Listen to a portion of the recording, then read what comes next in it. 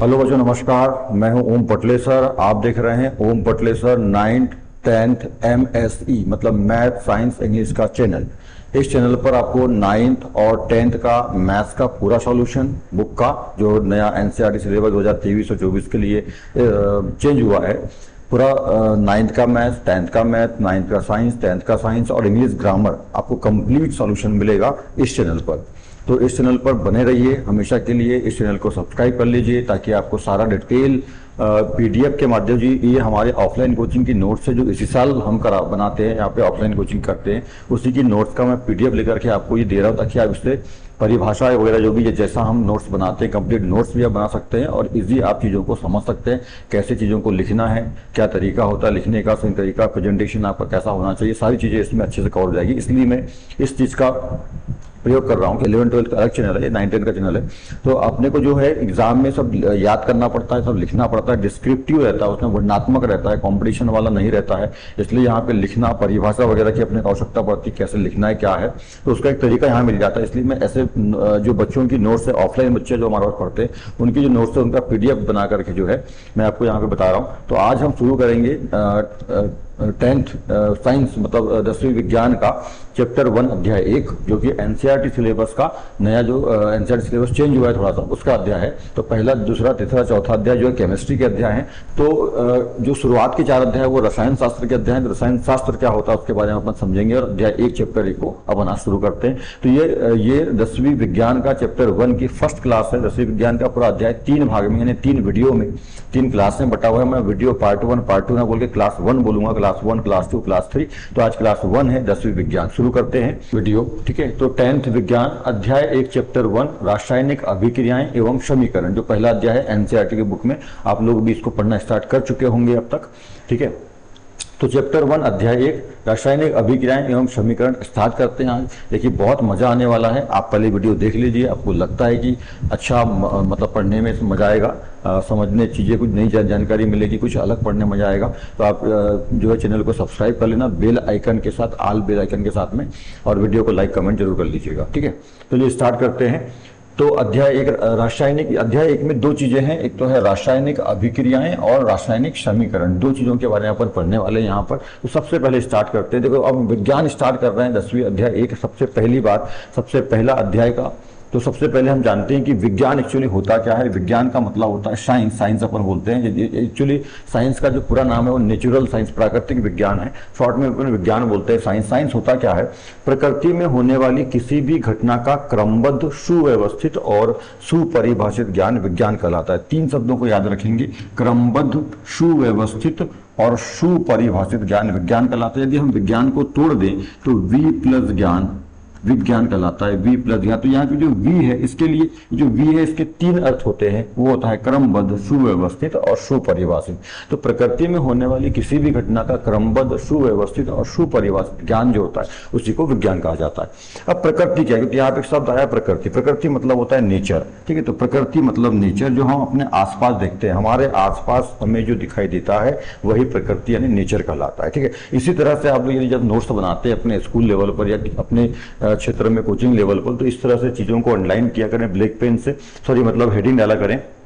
जैसे यहाँ पे देखिए स्टार हेडिंग हमने डाला हुआ है, स्टार बच्चे हमारे की हेडिंग डालते हैं, विज्ञान, साइंस, बढ़िया, इसको अंडरलाइन कर लिया करें। फिर ब्लू पेन से जो है आप इसको लिख सकते हैं मतलब परिभाषा को, और उसके बाद आप देख रहे हैं जैसे जो मीन शब्द होता है उसको सिंगल इन्वर्ट कॉमा में करके जो है अंडरलाइन किया करें दूसरे पेन, ताकि प्रेजेंटेशन आपका अच्छा हो, ताकि आपको एग्जाम में कॉपी में भी मतलब अच्छा लगे और एग्जाम में भी आपके नंबर आपको अच्छे मिले, ताकि नंबर ना कटे और आप अच्छे परसेंटेज बना पाए। और केवल पढ़ाई करके परसेंटेज बनाना ही सब कुछ नहीं होता है, पढ़ाई करने का मतलब है शिक्षा है, जीवन को समझना, तो सब कुछ व्यवस्थित। और हम विज्ञान पढ़ रहे हैं, सबसे बड़ी बात क्या है, विज्ञान। और विज्ञान का मतलब क्या है, तो वी का मतलब होता है क्रमबद्ध, सुव्यवस्थित और सुपरिभाषित।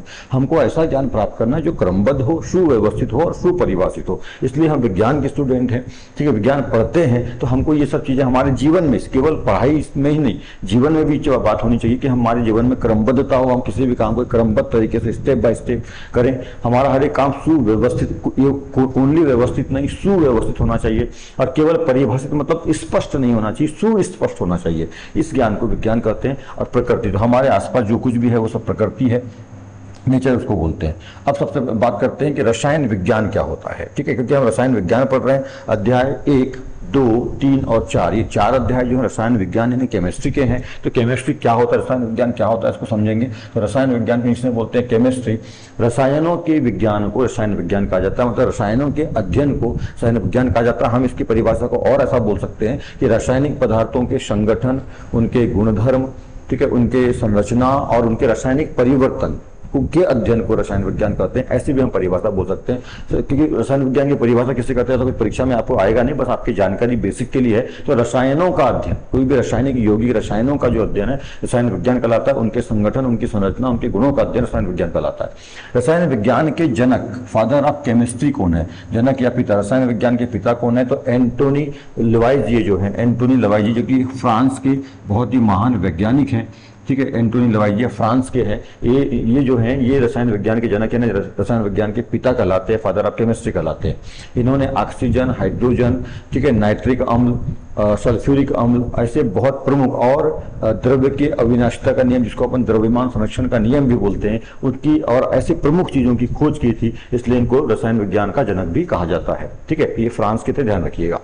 नेक्स्ट बात, अब आते हैं सबसे पहले तो 3-4 अपने परिभाषाएं देख ली। अब सबसे पहले बात करते हैं कि हमारे अध्याय का नाम है रासायनिक अभिक्रियाएं और रासायनिक समीकरण। तो रासायनिक अभिक्रियाएं क्या होती हैं, ठीक है, रासायनिक अभिक्रियाएं क्या होती है, केमिकल रिएक्शंस क्या होते हैं, इसके बारे में हम जानेंगे। तो प्रकृति में हमारे आसपास हो रहे रासायनिक परिवर्तनों को रासायनिक अभिक्रिया कहते हैं। प्रकृति में हमारे आसपास जो कुछ भी, नेचर में हमारे आसपास जो कुछ भी परिवर्तन हो रहे हैं, रासायनिक परिवर्तन हो रहे हैं, उन रासायनिक परिवर्तनों को ही रासायनिक अभिक्रिया कहते हैं, ठीक है। एग्जाम्पल के तौर पे हम देखेंगे क्या रासायनिक परिवर्तन हमारे आसपास होते हैं। तो देखिए यहाँ पे गर्मियों में दूध का फटना या खराब हो जाना, गर्मी के समय में दूध को यदि अपन घर में खुला छोड़ देते हैं, फ्रिज में ना रखें तो वो खराब हो जाता है, फट जाता है, ठीक है। लोहे या अन्य वस्तुओं पर जंग का लगना यानी संक्षारण प्रक्रिया का होना, लोहा, चांदी, सोना, अन्य जो भी धातुएं हैं और अवस्तुएं हैं वो उन पर जंग लगने लगता है, वो खराब होने लगती समय के साथ, उसको संक्षारण प्रक्रिया बोलते हैं, ठीक है। भोजन का पकना, भोजन का पचना और जीवों द्वारा सांस लेना, ऐसे और बहुत सारे अनेकों एग्जाम्पल जो प्रकृति में हमारे आसपास हो रहे हैं, जिनमें जो कि रासायनिक परिवर्तन, ध्यान रखें, जो कि ये सब रासायनिक परिवर्तन है, भौतिक परिवर्तन नहीं है। रासायनिक परिवर्तन क्या होता है, भौतिक परिवर्तन क्या होता है, ये हमने 9th में साइंस में पढ़ा था, ठीक है। तो ये जो क्रियाएं हैं ये सब रासायनिक परिवर्तन है और इन्हीं परिवर्तनों को कहा जाता है रासायनिक अभिक्रिया। मतलब प्रकृति में घट रहे रासायनिक परिवर्तनों को ही रासायनिक अभिक्रियाएं कहते हैं, ठीक है। रासायनिक समीकरण यानी केमिकल इक्वेशंस क्या होते हैं देखेंगे अब यहाँ पर। अभी हमने रासायनिक अभिक्रियाओं के बारे में जाना, अब रासायनिक समीकरण क्या होते हैं समझेंगे। तो किसी रासायनिक अभिक्रियाओं को समीकरण के रूप में उसके अभिकारक एवं उत्पादों को प्रतीक रूप में दर्शाना रासायनिक समीकरण कहलाता है, ठीक है। रासायनिक समीकरण क्या है, किसी रासायनिक अभिक्रिया को समीकरण के रूप में उसके अभिकारक एवं उत्पादों को प्रतीक या संकेत के रूप में, अभिकारक या उत्पाद जो रहेंगे उसको प्रतीक या संकेत के रूप में दर्शाना रासायनिक समीकरण कहलाता है। मतलब किसी भी, देखो यहाँ पे ध्यान रखिए, प्रकृति में घट रही रासायनिक परिवर्तनों को रासायनिक अभिक्रिया कहते हैं। रासायनिक अभिक्रियाओं को संकेत या उनके प्रतीकों के रूप में दर्शाना रासायनिक समीकरण कहलाता है। सिंपल भाषा में याद रखें, किसी भी रासायनिक अभिक्रिया को उनके प्रतीक या संकेत के रूप में व्यक्त करना, दर्शाना, प्रदर्शित करना, लिखना रासायनिक समीकरण कहलाता है, ठीक है। एग्जाम्पल के, अच्छा, रासायनिक समीकरण जो है वो 2 प्रकार के होते हैं। रासायनिक समीकरण को अपन 2 प्रकार से लिख सकते हैं। वो 2 प्रकार कौन कौन से हैं, तो देखिए सबसे पहले यहाँ पे हम बात करते हैं, सबसे पहला है शब्द समीकरण के रूप में। तो जो है रासायनिक समीकरण को हम शब्द समीकरण के रूप में लिख सकते हैं, शब्द समीकरण के रूप में दर्शा सकते हैं। तो शब्द समीकरण क्या होते हैं, पहला प्रकार हो गया शब्द समीकरण के रूप में, दूसरा रासायनिक समीकरण के रूप में यानी उसके प्रतीकों के रूप में। पहला हो गया शब्द समीकरण के रूप में, दूसरा रासायनिक समीकरण के रूप में यानी प्रतीकों के रूप में। ये रासायनिक समीकरण को 2 भागों में बांट के पढ़ेंगे, असंतुलित रासायनिक समीकरण यानी अनबैलेंस्ड केमिकल इक्वेशन, और दूसरा संतुलित रासायनिक समीकरण मतलब बैलेंस केमिकल इक्वेशन के रूप में। तो सबसे पहले हम बात करते हैं शब्द समीकरण के रूप में कैसे रासायनिक समीकरण होते हैं या कैसे इनको लिखते हैं। तो जैसे आप एग्जांपल में आप देख रहे हैं, ये पहला नंबर वाला समीकरण आप देख रहे हैं, मैग्नीशियम प्लस ऑक्सीजन, ठीक है। ये शब्दों में लिखेंगे, क्या नाम है इसका, शब्द समीकरण। शब्द समीकरण है तो शब्द समीकरण मतलब उसको हिंदी के शब्दों में लिखेंगे। तो जैसे मैग्नीशियम को Mg संकेत लिख करके पूरा मैग्नीशियम लिखा गया है, ऑक्सीजन को O न लिख करके या O2 न लिख करके पूरा ऑक्सीजन लिखा गया है, शब्दों में लिखा गया है। तो magnesium plus oxygen equal magnesium magnesium oxide बन रहा है, ये थोड़ा सा गलत लिखा है, ऑक्साइड है ये, मैग्नीशियम ऑक्साइड बनेगा, ठीक है। फिर दूसरा एग्जांपल देख लीजिए, जिंक प्लस सल्फ्यूरिक अम्ल, ये जिंक है मतलब जेडन धातु है, तो जिसको शब्दों में लिखा गया है जिंक है, जस्ता भी अपन लिख सकते हैं, जिंक प्लस सल्फ्यूरिक अम्ल equal zinc sulphate plus hydrogen gas बन रहा है। तो जब हम समीकरण, जो भी कोई रासायनिक अभिक्रिया होती है उसको संकेत के रूप में न लिख करके यदि हम शब्दों के रूप में इस तरह से लिख रहे हैं, ये शब्दों के रूप में लिख रहे हैं, तो इन समीकरणों को शब्द समीकरण कहा जाता है। इसमें एक बात ध्यान रखेंगे, ये जो दूसरा वाला समीकरण है जिंक प्लस सल्फ्यूरिक अम्ल equal zinc sulphate plus hydrogen gas, ये जो है अभी पिछले ही साल 2023 में 2 नंबर में लास्ट ईयर, ये 2023-24 का सत्र चल रहा है, उसके लिए आप यहाँ पे पढ़ रहे हैं, ठीक है। अभी 2023 जो है, पिछला जो लास्ट ईयर गया उसमें 2023 में 2 नंबर में ये शब्द समीकरण आया था और बनाने बोला था इसका रासायनिक संतुलित समीकरण, संतुलित रासायनिक समीकरण बनाइए बोला था, शब्द समीकरण दिया था और संतुलित रासायनिक समीकरण बनाने बोला था। केवल इसको आपको इतना सा करना था कि ये Zn प्लस सल्फ्यूरिक अम्ल मतलब H2SO4 इक्वल क्या बन जाएगा, यहाँ पे जिंक सल्फेट बन जाएगा और क्या निकल जाएगी, हाइड्रोजन गैस निकल जाएगी। केवल इतना सा करना था, संतुलित तो है ही, देख लीजिए Zn एक है, यहाँ पर भी एक है, हाइड्रोजन 2 है, तो हाइड्रोजन 2 है, SO4, तो संतुलित इतना सा आपको बनाना था। 2 नंबर आपको मिलते 2023 में क्वेश्चन आया हुआ था, ठीक है। आपके पास यदि प्रीवियस ईयर का पेपर होगा तो उसमें भी आप देख सकते हैं 2 नंबर में क्वेश्चन आया हुआ था, इसके अथवा में शायद संचालन आया हुआ था, ठीक है। चलिए, तो ये बात हो गई, तो सब समीकरण समझ गए आप। उसके बाद बात करते हैं दूसरा, रासायनिक समीकरण के रूप में लिख सकते हैं, 2 प्रकार के होते हैं। रासायनिक समीकरण क्या होता है, ये 2 प्रकार के होते हैं, रासायनिक समीकरण भी जो है 2 प्रकार के होते हैं। पहला असंतुलित रासायनिक समीकरण, ठीक है, तो देखते हैं क्या होते हैं ये। तो असंतुलित रासायनिक समीकरण और दूसरा प्रकार होता है इसका संतुलित रासायनिक समीकरण। देखो, रासायनिक समीकरण 2 प्रकार के हो गए, सब समीकरण, रासायनिक समीकरण। रासायनिक समीकरण फिर से 2 प्रकार के हो गए, असंतुलित रासायनिक समीकरण और संतुलित रासायनिक समीकरण। तो असंतुलित रासायनिक समीकरण जो है, इसके बारे में बात करते हैं हम सबसे पहले। तो असंतुलित रासायनिक समीकरण को कंकाल या ढांचा समीकरण, कंकाल या ढांचा समीकरण भी कहा जाता है, कंकाल या ढांचा समीकरण भी कहते हैं, ठीक है। असंतुलित रासायनिक समीकरण के 2 और नाम है, कंकाल या ढांचा समीकरण। क्या होते हैं असंतुलित रासायनिक समीकरण, समझते हैं। तो रासायनिक समीकरण जो द्रव्यमान संरक्षण के नियम का पालन नहीं करते हैं, अर्थात जिनके अभिकारकों और उत्पादों में परमाणुओं की संख्या बराबर यानी समान नहीं होती है, उनको असंतुलित रासायनिक समीकरण कहते हैं। सरल भाषा में अपन बोलेंगे, ऐसे रासायनिक समीकरण जो द्रव्यमान संरक्षण नियम का पालन नहीं करते हैं, उनको असंतुलित रासायनिक समीकरण कहते हैं। अब देखिए, द्रव्यमान संरक्षण का जो नियम है वो सामान्यतः आप जानते हैं, आपने पहले ही पढ़ा है, क्या होता है कि किसी भी पदार्थ, द्रव्यमान का द्रव्य मतलब पदार्थ, किसी भी पदार्थ को ना तो उत्पन्न कर सकते हैं और ना ही नष्ट कर सकते हैं, उसको एक रूप से दूसरे रूप में बदला जा सकता है। पर यहाँ पे ऐसा, क्योंकि हम यहाँ पे रासायनिक समीकरण के संयोग यानी रसायनों के संयोग के लिए, रासायनिक समीकरण के लिए पढ़ रहे हैं, तो यहाँ पे एक्चुअली इसका जो नियम होता है द्रव्यमान संरक्षण का, वो ये होता है कि अभिकारकों में भाग लेने वाले तत्वों की संख्या, अभिकारकों में भाग लेने वाले तत्वों की संख्या और उत्पाद में प्राप्त तत्वों की संख्याओं का योग कैसे होना चाहिए, वो बराबर समान होने चाहिए। उसी को हमने अर्थात करके यहाँ पे लिखा हुआ है। रासायनिक समीकरण जो द्रव्यमान संरक्षण के नियम का पालन नहीं करते हैं, अर्थात जिनके अभिकारकों और उत्पादों में परमाणुओं की संख्या, तत्वों के परमाणुओं की संख्या बराबर नहीं होती है, वे असंतुलित रासायनिक समीकरण कहलाते हैं, ठीक है। ध्यान रखेंगे, जो सरल भाषा में अपन बोलेंगे, जो द्रव्यमान संरक्षण के नियम का पालन नहीं करते हैं, वो क्या है, असंतुलित रासायनिक समीकरण। एग्जांपल देख लेते हैं, यहाँ 2 एग्जांपल मैंने लिया हुआ है। जैसे पहला एग्जांपल आप देखिए, यहाँ पे Mg+O2 इक्वल दहन, दहन एक ऑक्सीकरण अभिक्रिया है, तो यहाँ पे इसको अपन ऑक्सीकरण के चिन्ह से, ऑक्सीकरण का ये जो है, इस बड़ी कोष्टक के अंदर में ऑक्सीजन ऐसा जो चिन्ह होता है वो ऑक्सीकरण को दर्शाता है, तो ऑक्सीकरण का ये चिन्ह है यहाँ पे लगा हुआ है। दहन एक ऑक्सीकरण अभिक्रिया है, तो Mg+O2 दहन करेंगे, ऑक्सीजन की उपस्थिति में ऑक्सीकरण यहाँ पे होगा, दहन एक ऑक्सीकरण अभिक्रिया है, तो बनता है MgO। अब देखिए क्या यहाँ पर जो देखो, तीर के पहले वाले कौन है, अभिकारक, और तीर के बाद जो लिखे होते हैं उसको उत्पाद बोलते हैं, उसको क्रियाफल भी बोलते हैं। ये जो अभिकारक हमने यहाँ पे कहा, अभिकारक को क्रियाकारक या अभिकर्मक भी कहते हैं, तो हम यहाँ पे जनरली अभिकारक और इसके लिए उत्पाद शब्द का इस्तेमाल करेंगे। तीर के पहले जो लिखे हैं वो अभिकारक है, तीर के बाद वाले कौन है, उत्पाद है, ठीक है। तो यहाँ पे देखिए क्या ये अभिकारकों और उत्पादों, जैसे हमने ऊपर में नियम में पढ़ा कि अभिकारकों और उत्पादों में परमाणुओं की संख्या बराबर नहीं होती है, तो यहाँ पे देखिए Mg यानी मैग्नीशियम एक बार है, यहाँ पर भी मैग्नीशियम एक बार है, यहाँ ऑक्सीजन 2 बार है, यानी ऑक्सीजन तत्वों की संख्या यहाँ पे 2 है अभिकारक में, पर यहाँ पे देखिए एक ही है। इसका मतलब ये हुआ कि अभिकारकों में जो तत्वों की संख्या है वो उत्पादों में तत्वों की संख्या के बराबर नहीं है। इसका मतलब ये द्रव्यमान संरक्षण के नियम का पालन, ये जो समीकरण है वो नहीं कर रहा है। ठीक है, ये मैग्नीशियम रिबन को ऑक्सीजन की उपस्थिति में जलाने पर मैग्नीशियम ऑक्साइड बनता है, उसका रिएक्शन है जो आपको प्रयोग भी है। ठीक है, क्रियाकलाप नंबर शायद 1 है। ठीक है, तो वो यहाँ पे हो रहा है, तो उसका जो है यहाँ पे सॉरी मतलब यहाँ पे अभिकारकों में तत्वों की संख्या देखो Mg तो 1 है, यहाँ भी Mg 1 है, पर ऑक्सीजन जो है यहाँ पे 2 है और यहाँ पे 2 नहीं है, एक ही है। मतलब ये द्रव्यमान संरक्षण के नियम का पालन नहीं करता ये समीकरण। इसका मतलब क्या होगा, असंतुलित रासायनिक समीकरण होगा। एग्जाम्पल और समझते हैं, दूसरा एग्जाम्पल देखिए, यहाँ पे आयरन यानी Fe लोहा है, प्लस यहाँ पे जल ले लेंगे। ठीक है, जल है, संचारण अभिक्रिया हो रही है। ये संचारण भी एक ऑक्सीकरण अभिक्रिया, जिस तरह से दहन एक ऑक्सीकरण अभिक्रिया है, संचारण भी एक ऑक्सीकरण अभिक्रिया। क्या बन रहा है यहाँ पे, ये जंग का सूत्र है। ध्यान रखिए, जो लोहे पर जंग लगता है उसका सूत्र है ये जंग। इसको फेरस ऑक्साइड और या तो इसको मैग्नेटाइट भी कहा जाता है। फेरस ऑक्साइड, मैग्नेटाइट और सामान्य भाषा में जंग। तो Fe3O4 बनता है, प्लस हाइड्रोजन गैस निकलती। जब भी कोई गैस निकल रही है किसी भी अभिक्रिया में, जब भी कोई गैस निकलती है तो उसको ऊपर तीर के चित्र से दर्शाते हैं। ठीक है, इसको हम आगे भी समझेंगे।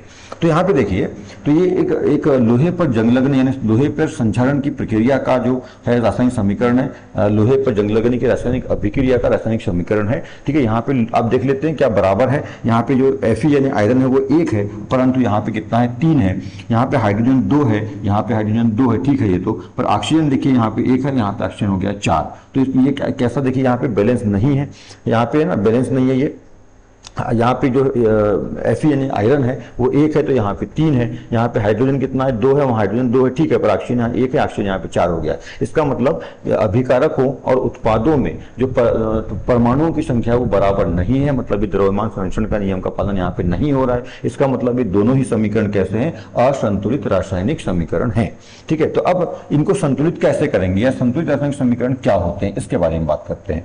ठीक है, तो संतुलित रासायनिक समीकरण दूसरा प्रकार। ठीक है, संतुलित रासायनिक समीकरण क्या होते हैं, ऐसे रासायनिक समीकरण जो द्रव्यमान संरक्षण के नियम का पालन करते हैं, अर्थात जिनके अभिकारकों और उत्पादों में तत्वों के परमाणुओं की संख्या समान होती है, बराबर होती है। मतलब वो जो अपन इसके पहले पढ़ा संतुलित असंतुलित रासायनिक समीकरण, उसका बिल्कुल उल्टा कर दीजिए, उसका बिल्कुल विपरीत कर दीजिए। वो असंतुलित था, ये संतुलित है। तो असंतुलित कौन होता है, जो द्रव्यमान संरक्षण के नियम का पालन नहीं करते, वे रासायनिक समीकरण असंतुलित कहलाते हैं।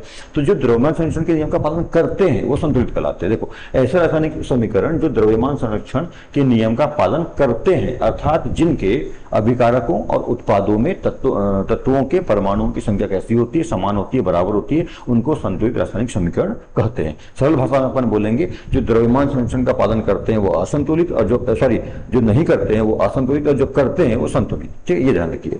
तो यहाँ पे इसका एग्जाम्पल अपन देखते हैं। तो एग्जाम्पल के रूप में देखेंगे, एग्जाम्पल क्या है, पहला एग्जाम्पल देखिए, जो ऊपर में हमने असंतुलित रासायनिक समीकरण में एग्जाम्पल लिए थे वही एग्जाम्पल मैंने यहाँ पे लिया हुआ है। तो आप थोड़ा ध्यान रखिए, यहाँ पे मैं थोड़ा बता दूं, ये 2 को अभी दिमाग से हटा दें और यहाँ से ये 2 को भी अभी दिमाग से हटा दें। ठीक है, अभी थोड़ा सा के लिए इसको दिमाग से छुपा दें। तो अपने पास बच गया Mg+O2, दहन एक ऑक्सीकरण अभिक्रिया है, और क्या बनेगा, MgO बनेगा। जैसे पहले हमने देखा था Mg यहाँ 1 बार है, यहाँ भी Mg 1 बार है, परंतु यहाँ पे ऑक्सीजन 2 बार है, यहाँ पे ऑक्सीजन 1 ही बार है।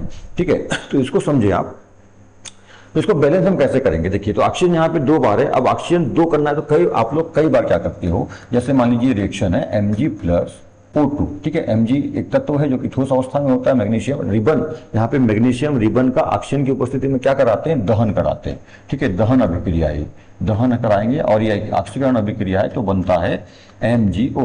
ठीक है, मैग्नीशियम ऑक्साइड बनता है। तो आप लोग क्या करते हैं कि इसको बैलेंस करने के लिए Mg+O2 यानी बोले ऑक्सीजन, यहाँ पे मैग्नीशियम 1 बार है तो बोले 1 बार आ गया, ऑक्सीजन कितने बार है, यहाँ पे 2 बार। तो आप लोग क्या करते हो, इसको यहाँ पे बैलेंस करने के लिए यहाँ नीचे 2 लगा देते हो। सर बोले MgO2, तो ये MgO2 बन गया। पर ध्यान रखिए, मैग्नीशियम ऑक्साइड का सूत्र नहीं होता है, मैग्नीशियम ऑक्साइड का सूत्र होता है वो MgO ही होता है, नीचे 2 नहीं होता है। ठीक है, तो और एक बात आप ध्यान रखेंगे, जब भी हम किसी भी समीकरण को, रासायनिक समीकरण को बैलेंस करते हैं, संतुलित करते करते हैं तो कभी भी संतुलित करने के लिए नीचे 2 3 4 ऐसा कुछ नीचे नहीं लिखा जाता है। जब कभी भी संतुलित करते हैं तो उस तत्व या परमाणु जो भी है या यौगिक है, अणु है, उसके सामने में अंकों को बैलेंस करने के लिए जो अंक आते हैं वो सामने लिखे जाते हैं, ना कि नीचे लिखे जाते हैं। नीचे कभी भी किसी रासायनिक समीकरण को संतुलित करते हैं तो उसको उन शब्दों को उन अंकों को जिससे संतुलित कर रहे हो, जैसे यहाँ पे 2 आएगा या 3 आएगा या 4 आएगा, जो भी आएगा संतुलित करने के लिए, उनको कभी भी तत्वों के नीचे नहीं लिखते हैं। तत्व या अणु यौगिक परमाणु जो भी है उसके सामने इस तरह से लिखा जाता है, ध्यान रखेंगे, है ना। ये बैलेंस करने का प्रोसेस होता है, इसको ध्यान रखना होगा। तो क्या बनेगा, यहाँ पे MgO बन रहा है तो आप बैलेंस करना है इसको, जैसे यहाँ पे बैलेंस कर देंगे, ठीक है। अच्छा, एक बात और यहाँ पे ध्यान रख लेंगे, यदि कोई तत्व यदि सिंगल अक्षर में है, सिंगल लेटर में है, जैसे कि मान लीजिए हाइड्रोजन, नाइट्रोजन, ऑक्सीजन, फास्फोरस, ऐसा कोई सिंगल लेटर में है तो हमेशा उसका जो प्रतीक है या संकेत है वो हमेशा कैपिटल लेटर में होता है। यदि सिंगल में है तो क्या में रहेगा, कैपिटल में रहेगा। पर यदि कोई डबल लेटर में है, क्योंकि कोई भी तत्व के जो प्रतीक है वो या तो सिंगल लेटर में होते हैं या तो फिर डबल लेटर में होते हैं। यदि डबल लेटर में, जैसे यहाँ पे देखिए मैग्नीशियम है, तो इसका फर्स्ट लेटर कैपिटल और सेकंड वाला लेटर जो है स्मॉल होता है। कैल्शियम Ca होता है, ठीक है, सोडियम Na होता है, क्लोरीन है ना Cl होता है, ठीक है। तो मतलब मैं क्या बताना चाह रहा हूं कि यदि सिंगल लेटर होता है तो हमेशा कैपिटल लिखा जाता है, कभी भी स्मॉल नहीं लिखा जाता किसी तत्व का संकेत।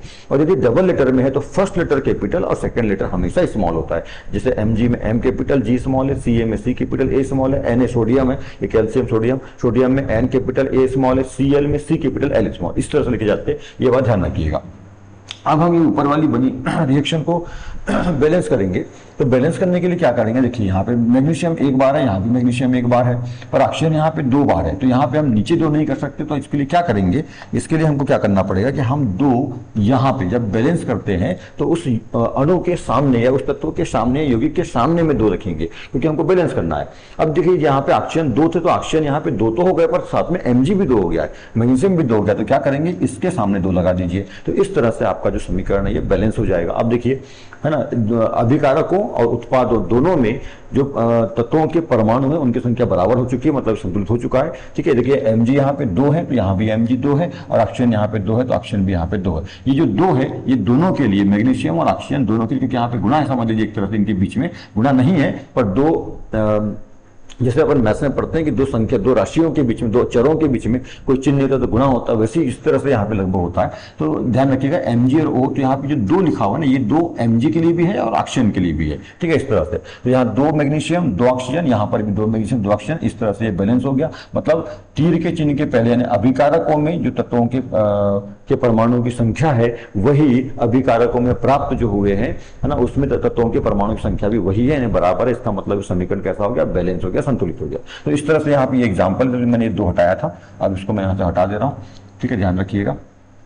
तो इस तरह से जो है समीकरण को बैलेंस करते हैं, और समीकरण को बैलेंस करने के लिए हिट एंड ट्रायल यानी अनुमान एवं प्रयास विधि का प्रयोग करते हैं। इसके बारे में हम आगे अभी समझेंगे। तो आपने यहाँ पे देखा अभी पहला रिएक्शन, ठीक है, तो ये बैलेंस हो जाएगा। Mg के सामने 2 लगा देंगे और यहाँ पे MgO के सामने 2 लगा देंगे। तो यहाँ पे इस तरह से ये दहन का जो मैग्नीशियम रिबन का ऑक्सीजन की उपस्थिति में दहन यानी जलाने का जो क्रिया है, जिसमें मैग्नीशियम ऑक्साइड सफेद पाउडर बनता है, और ये जो क्रिया होती है, दहन होता है, तो एक चमकदार लौ के साथ में जलता है और एक सफेद पाउडर प्राप्त होता है, जो कि आपको क्रियाकलाप नंबर 1 में वाच गिलास में एक बर्नर के माध्यम से रिबन जला के दिखाया भी गया है क्रियाकलाप में चित्र के माध्यम से। तो आप अपने बुक में उसको देख सकते हैं, ठीक है। दूसरे रिएक्शन की बात करते हैं, दूसरे रासायनिक समीकरण की हम बात करते हैं। तो यहाँ पे जो इसके पहले हमने असंतुलित समीकरण में लिया था वही समीकरण यहाँ पे लिया है मैंने। तो Fe जो है, अभी ये 3 को यहाँ से हटा दीजिए आप दिमाग से, ये 3 को हटा दो, ये 4 को हटा दो, और यहाँ से 4 को भी दिमाग से हटा दो। तो ये असंतुलित Fe एक बार, अभी 3 को हटा दिया मैंने, Fe एक बार, हाइड्रोजन का अणु एक बार, संचारण यानी संचारण जो कि ऑक्सीकरण की प्रक्रिया होती है, जंग लगने की प्रक्रिया है ना, ये हो रहा है। यहाँ पे फेरस सल्फेट यानी मैग्नेटाइड बन रहा है, जिसको ये जंग का सूत्र है, और हाइड्रोजन गैस निकल रही है। अब इसको बैलेंस करते हैं। देखो अभी फिलहाल यहाँ पे इसको हटा दिया अपन, तो Fe कितने बार है, एक बार, पर यहाँ Fe 3 बार है, हाइड्रोजन यहाँ 2 बार है, यहाँ भी 2 बार है, ठीक है, पर ऑक्सीजन यहाँ कितने बार है, एक बार, पर यहाँ पे 4 बार। इसको अपन बैलेंस कर लेंगे। तो आप सबसे पहले देखिए अब मैं इसको यहाँ से हटा रहा हूँ, ठीक है। तो बैलेंस करने के लिए सबसे पहले क्या करेंगे, देखिए यहाँ पे Fe 3 बार आ रहा है, तो यहाँ पे क्या लगा दो, 3 लगा दो। देखो ये 3 लगा हुआ है, ये 3 लगा दिया। उसके बाद आगे चलते हैं, तो ऑक्सीजन कितने बार है, देखो ऑक्सीजन यहाँ पे 4 बार है, ऑक्सीजन यहाँ पे कितने बार, 4 बार, पर यहाँ कितने बार आया, एक ही बार आया, तो यहाँ पे क्या कर देंगे, एक 4 लगा दिया, ये 4 लग गया।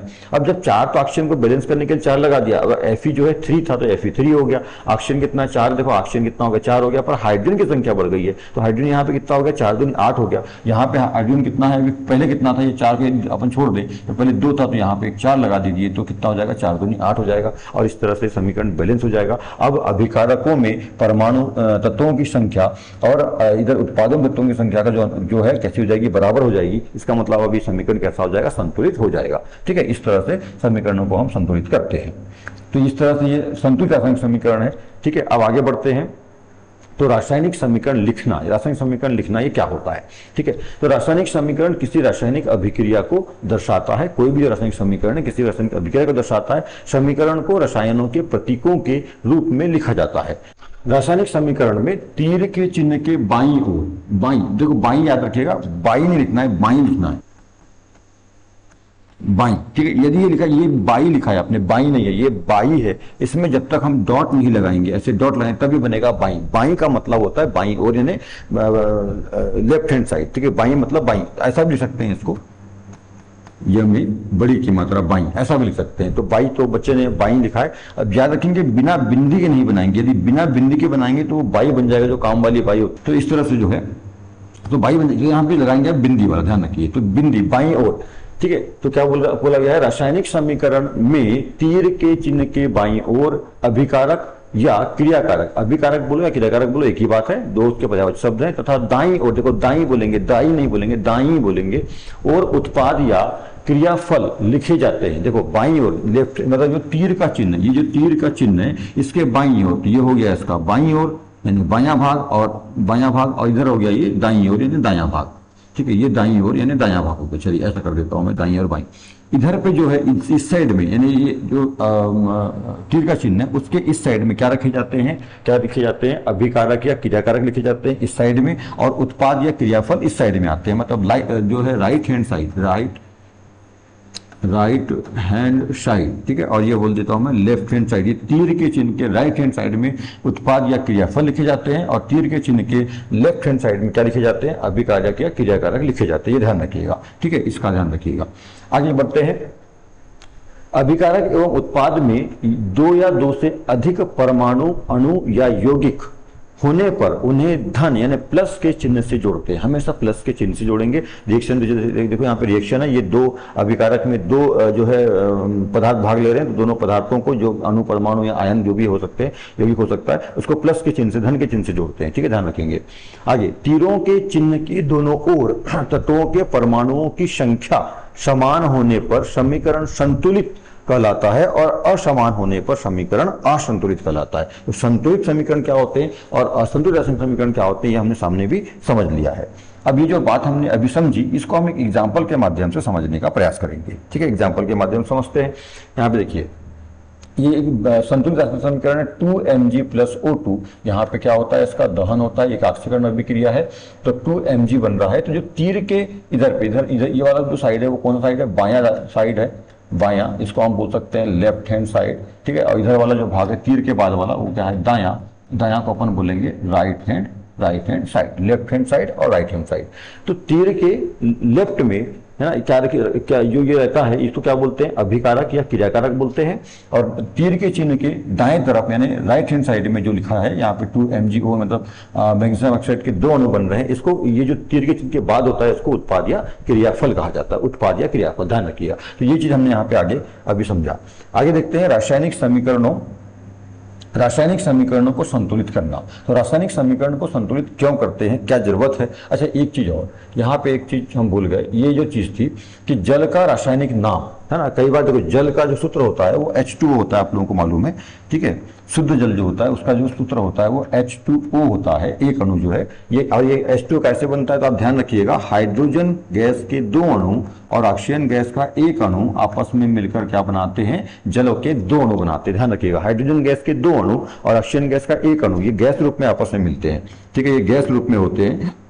ये भी गैस रूप में होता है, और ये लिक्विड फॉर्म में, लिक्विड रूप में हाइड्रोजन जल के दो अणु बनते हैं, ध्यान रखिएगा। ठीक है, तो ये तो जल का सूत्र आपको मालूम है H2O होता है, तो जल का रासायनिक नाम क्या होता है? जैसे नमक होता है ना NaCl, ठीक है, NaCl नमक, हम जिस नमक को खाते हैं, नमक, इसको लवण भी कहते हैं, नमक या लवण, तो इसका रासायनिक नाम क्या होता है? रासायनिक नाम होता है इसका सोडियम क्लोराइड। ठीक है, रासायनिक नाम किसका? नमक का। तो उसी प्रकार से जल का रासायनिक नाम क्या होता है? तो जल का जो सूत्र है वो होता है मेनली H2O। तो ये H2O का मतलब H मतलब हाइड्रोजन है, तो हाइड्रोजन कितने बार? दो बार, तो क्या बोलेंगे इसको? Di hydrogen. और ऑक्सीजन कितने बार? एक बार है, तो एक को बोलते हैं मोनो ऑक्साइड। तो इसका जल का जो रासायनिक नाम है वो क्या हो जाएगा? Di hydrogen mono oxide. ध्यान रखिएगा, जल का रासायनिक नाम क्या होता है?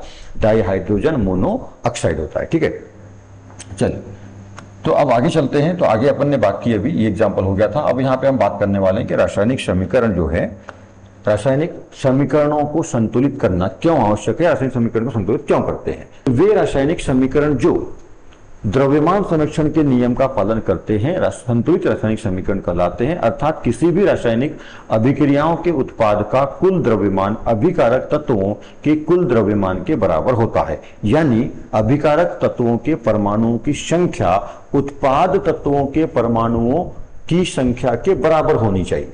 ठीक है, देखिए ध्यान रखिए, मेन बात क्या है? अभिकारक तत्वों के परमाणुओं की संख्या, मतलब तीर के चिन्ह के पहले जो अभिकारक है उसमें परमाणु तत्वों की परमाणु संख्या जितनी है उतने ही तत्वों की संख्या किधर होनी चाहिए? उत्पाद में भी होनी चाहिए। यदि ऐसा है तो रासायनिक समीकरण कैसा है? संतुलित होता है। Fe3O4 फेरस ऑक्साइड या मैग्नेटाइट या जंग है। तो ये जंग का सूत्र आपको पूछ सकता है कि या तो फेरस ऑक्साइड का या मैग्नेटाइट यानी जंग का सूत्र क्या होता है? तो Fe3O4 होता है, ध्यान रखिएगा। ठीक है, अच्छा, ये जो हमने यहाँ पे देखा उसी को अब आगे बढ़ाएं। तो रासायनिक समीकरणों को संतुलित करने के लिए हम हीट एंड ट्रायल विधि, ठीक है, देखिए ये बहुत ध्यान समझिएगा इसको। रासायनिक समीकरण को हल करने के लिए, संतुलित करने के लिए, रासायनिक समीकरण को संतुलित करने के लिए हीट एंड ट्रायल विधि का प्रयोग करते हैं। हीट एंड ट्रायल विधि, जिसको हिंदी में अपन बोलेंगे प्रयास एवं अनुमान विधि। ठीक है, तो ये हीट एंड ट्रायल प्रयास एवं अनुमान। तो किसी भी रासायनिक समीकरण को संतुलित करने के लिए कोई प्रॉपर नियम नहीं होता है, कोई खास नियम नहीं होता है। एक तरह से तुक्का मार विधि, अपन देखेंगे कि इधर अभिकारकों में जो तत्वों की संख्या है वही उत्पाद में होनी चाहिए, उसके लिए हम क्या कर सकते हैं, इसका बात अपने को ध्यान रखना है। और मैंने पहले बता दिया आप लोगों को कि रासायनिक समीकरण को संतुलित जब करते हैं तो जो भी अंक आ रहे हैं संतुलित करने के लिए, 2 3 4 5 जो भी अंक आ रहे हैं उनको इस तरह से सामने लिखते हैं, इस तरह से सामने लिखते हैं, नीचे नहीं लिखते, इस तरह से नहीं लिखते। ये तो सूत्र है ऑक्सीजन का, इसलिए यहाँ पे लिखा हुआ है, बस संतुलित करने के लिए इस तरह से लिखेंगे। ठीक है, यहाँ पे ध्यान रखिएगा। यहाँ पे वैसे तो अलग शाही का यानी दूसरे पेन से लिखा हुआ है, आप इसे देख सकते हैं। तो ये है ना, तो इसको रासायनिक समीकरण को संतुलित करने के लिए हीट एंड ट्रायल विधि यानी प्रयास एवं अनुमान विधि का प्रयोग करते हैं। कुछ एग्जांपल के माध्यम से अपन समझेंगे यहाँ पर। जैसे पहला एग्जांपल आप देखिए, तो यहाँ पे ध्यान रखिएगा, ये 2 को भी दिमाग से हटा दो और ये भी 2 को भी दिमाग से हटा दीजिए। ठीक है, अभी हटा दीजिए, भूल जाइए उसको। तो ये क्या है, यहाँ पे Mg+O2 दहन एक ऑक्सीकरण अभिक्रिया है, तो क्या बनेगा? MgO बनेगा। अभी देखिए यहाँ पे Mg एक बार है, ऑक्सीजन 2 बार है, पर यहाँ पे Mg एक बार है, ऑक्सीजन भी एक ही बार है। ठीक है, यहाँ जबकि 2 बार है, यहाँ पे 1 बार है। इसका मतलब क्या हुआ कि अभिकारकों में जो तत्वों की संख्या है, परमाणुओं की संख्या है, वही संख्या इधर नहीं है। इसका मतलब क्या हुआ? असंतुलित रासायनिक समीकरण। देखो यहाँ पे लिखा है असंतुलित रासायनिक समीकरण है ये।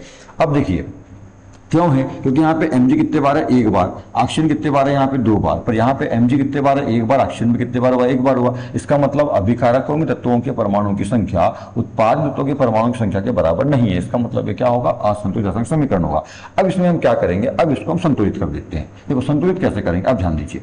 यहाँ पे देखो Mg तो 1 बार था पहले, यहाँ भी 1 बार है, ठीक है, अभी 2 घटा दें, 1 बार है। ऑक्सीजन कितने बार है? 2 बार है। तो यहाँ पर ऑक्सीजन को 2 बार करने के लिए हम सामने में 2 लगा देते हैं। ठीक है, हम सामने में क्या करते हैं? 2 लगा देते हैं। यदि हमने सामने में 2 लगा दिया, यहाँ पे 2 लिख दिया, तो अब ये ऑक्सीजन तो 2 हो जाता है, पर एक चीज हो जाती है कि Mg जो है, या जो कि 1 बार था, अब वो भी 2 बार हो गया। तो इसके लिए क्या करेंगे? यहाँ पर भी 2 लगा दीजिए। तो Mg भी 2 हो गया, ऑक्सीजन भी 2 हो गया। इधर देखिए Mg और ऑक्सीजन दोनों 2 हो गए। तो इस तरह से समीकरण क्या हो जाएगा? संतुलित हो जाएगा। इसका मतलब आप देखो Mg कितने हैं? 2, ऑक्सीजन कितने हैं? 2, 2 और 2 कुल मिलाकर कितना हो गया? 4 हो गया। इधर Mg कितना है? 2, ऑक्सीजन भी कितना है? 2, मतलब ये 4 हो गए। तो इधर Mg की 2 संख्या, इधर भी Mg की संख्या 2 है, ऑक्सीजन की संख्या इधर 2 है, ऑक्सीजन की संख्या इधर भी 2 हो गई। अभी क्या हो गया? संतुलित रासायनिक समीकरण हो गया। तो इस तरह से अनुमान लगा करके एक तरह से हीट एंड ट्रायल प्रयास करते जाओ, अनुमान लगा जाओ, प्रयास करते जाओ। तो हीट एंड ट्रायल विधि के द्वारा हम समीकरण को संतुलित करते हैं। आपको 1 नंबर में पूछेगा कि रासायनिक समीकरण को संतुलित करने के लिए विधि का नाम बताइए, तो हीट एंड ट्रायल विधि ध्यान रखिएगा। ठीक है, और दूसरा एग्जाम्पल लेते हैं। तो दूसरा जो एग्जांपल है वो देखिए यहाँ पे zinc plus H2SO4 equal zinc sulphate ZnSO4 zinc sulphate बनता है और हाइड्रोजन गैस निकलती है। मैंने बताया था आपको जब भी कोई गैस निकले तो ये ठीक है यहाँ पे ऊपर तीर का चिन्ह लगाते हैं, जब कोई उत्पाद में कोई गैस निकल रही है तब। तो हम इसको देखते हैं क्या ये बैलेंस है, क्या हम यहाँ बैलेंस करेंगे। तो यहाँ पे Zn एक बार है तो यहाँ भी Zn देखिए एक बार है, यहाँ पे हाइड्रोजन 2 बार है तो यहाँ पर भी देखो हाइड्रोजन 2 बार है, यहाँ पे सल्फर एक बार है तो सल्फर यहाँ भी एक बार है, ऑक्सीजन यहाँ पे 4 बार, ऑक्सीजन यहाँ पे 4 बार। इसका मतलब ये अपने आप स्वतः जो है संतुलित है। यह समीकरण स्वतः संतुलित है, इसको संतुलित करने की जरूरत नहीं है। कुछ समीकरण ऐसे होते हैं जो अपने आप संतुलित होते हैं, कुछ नहीं होते हैं, उनको करना पड़ता है। ठीक है, तो ये अपने आप संतुलित है। तो जब भी अच्छा इसका भी जो है प्रयोग दिया हुआ है आप लोगों क्रियाकलाप नंबर 3 जो है इसमें दिया हुआ है कि सल्फ्यूरिक अम्ल में जब दानेदार जिंक को मिलाते हैं, दानेदार जिंक की क्रिया सल्फ्यूरिक अम्ल से कराई जाती है तो क्या बनता है, तो क्या बनता है ध्यान रखिएगा, जिंक सल्फेट बनता है और मुख्यतः हाइड्रोजन गैस निकलती है। तो ये एक नंबर में आपको पूछ सकता है कि दानेदार जिंक की क्रिया सल्फ्यूरिक अम्ल से कराने पर कौन सी गैस बनती है। तो ध्यान रखिएगा कौन सी गैस बनती है, हाइड्रोजन गैस बनती है, ये ध्यान रखिएगा।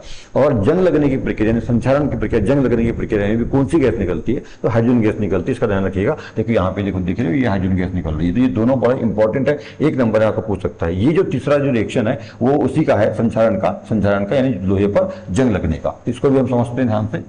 ठीक है, देखिए अभी दिमाग से यहाँ से ये 3 जो है इसको हटा दीजिए, ये 4 को यहाँ से हटा दीजिए और ये 4 को भी यहाँ से हटा दीजिए। तो अपने पास बचता है Fe, जो पहले भी हमने एग्जांपल में देखा।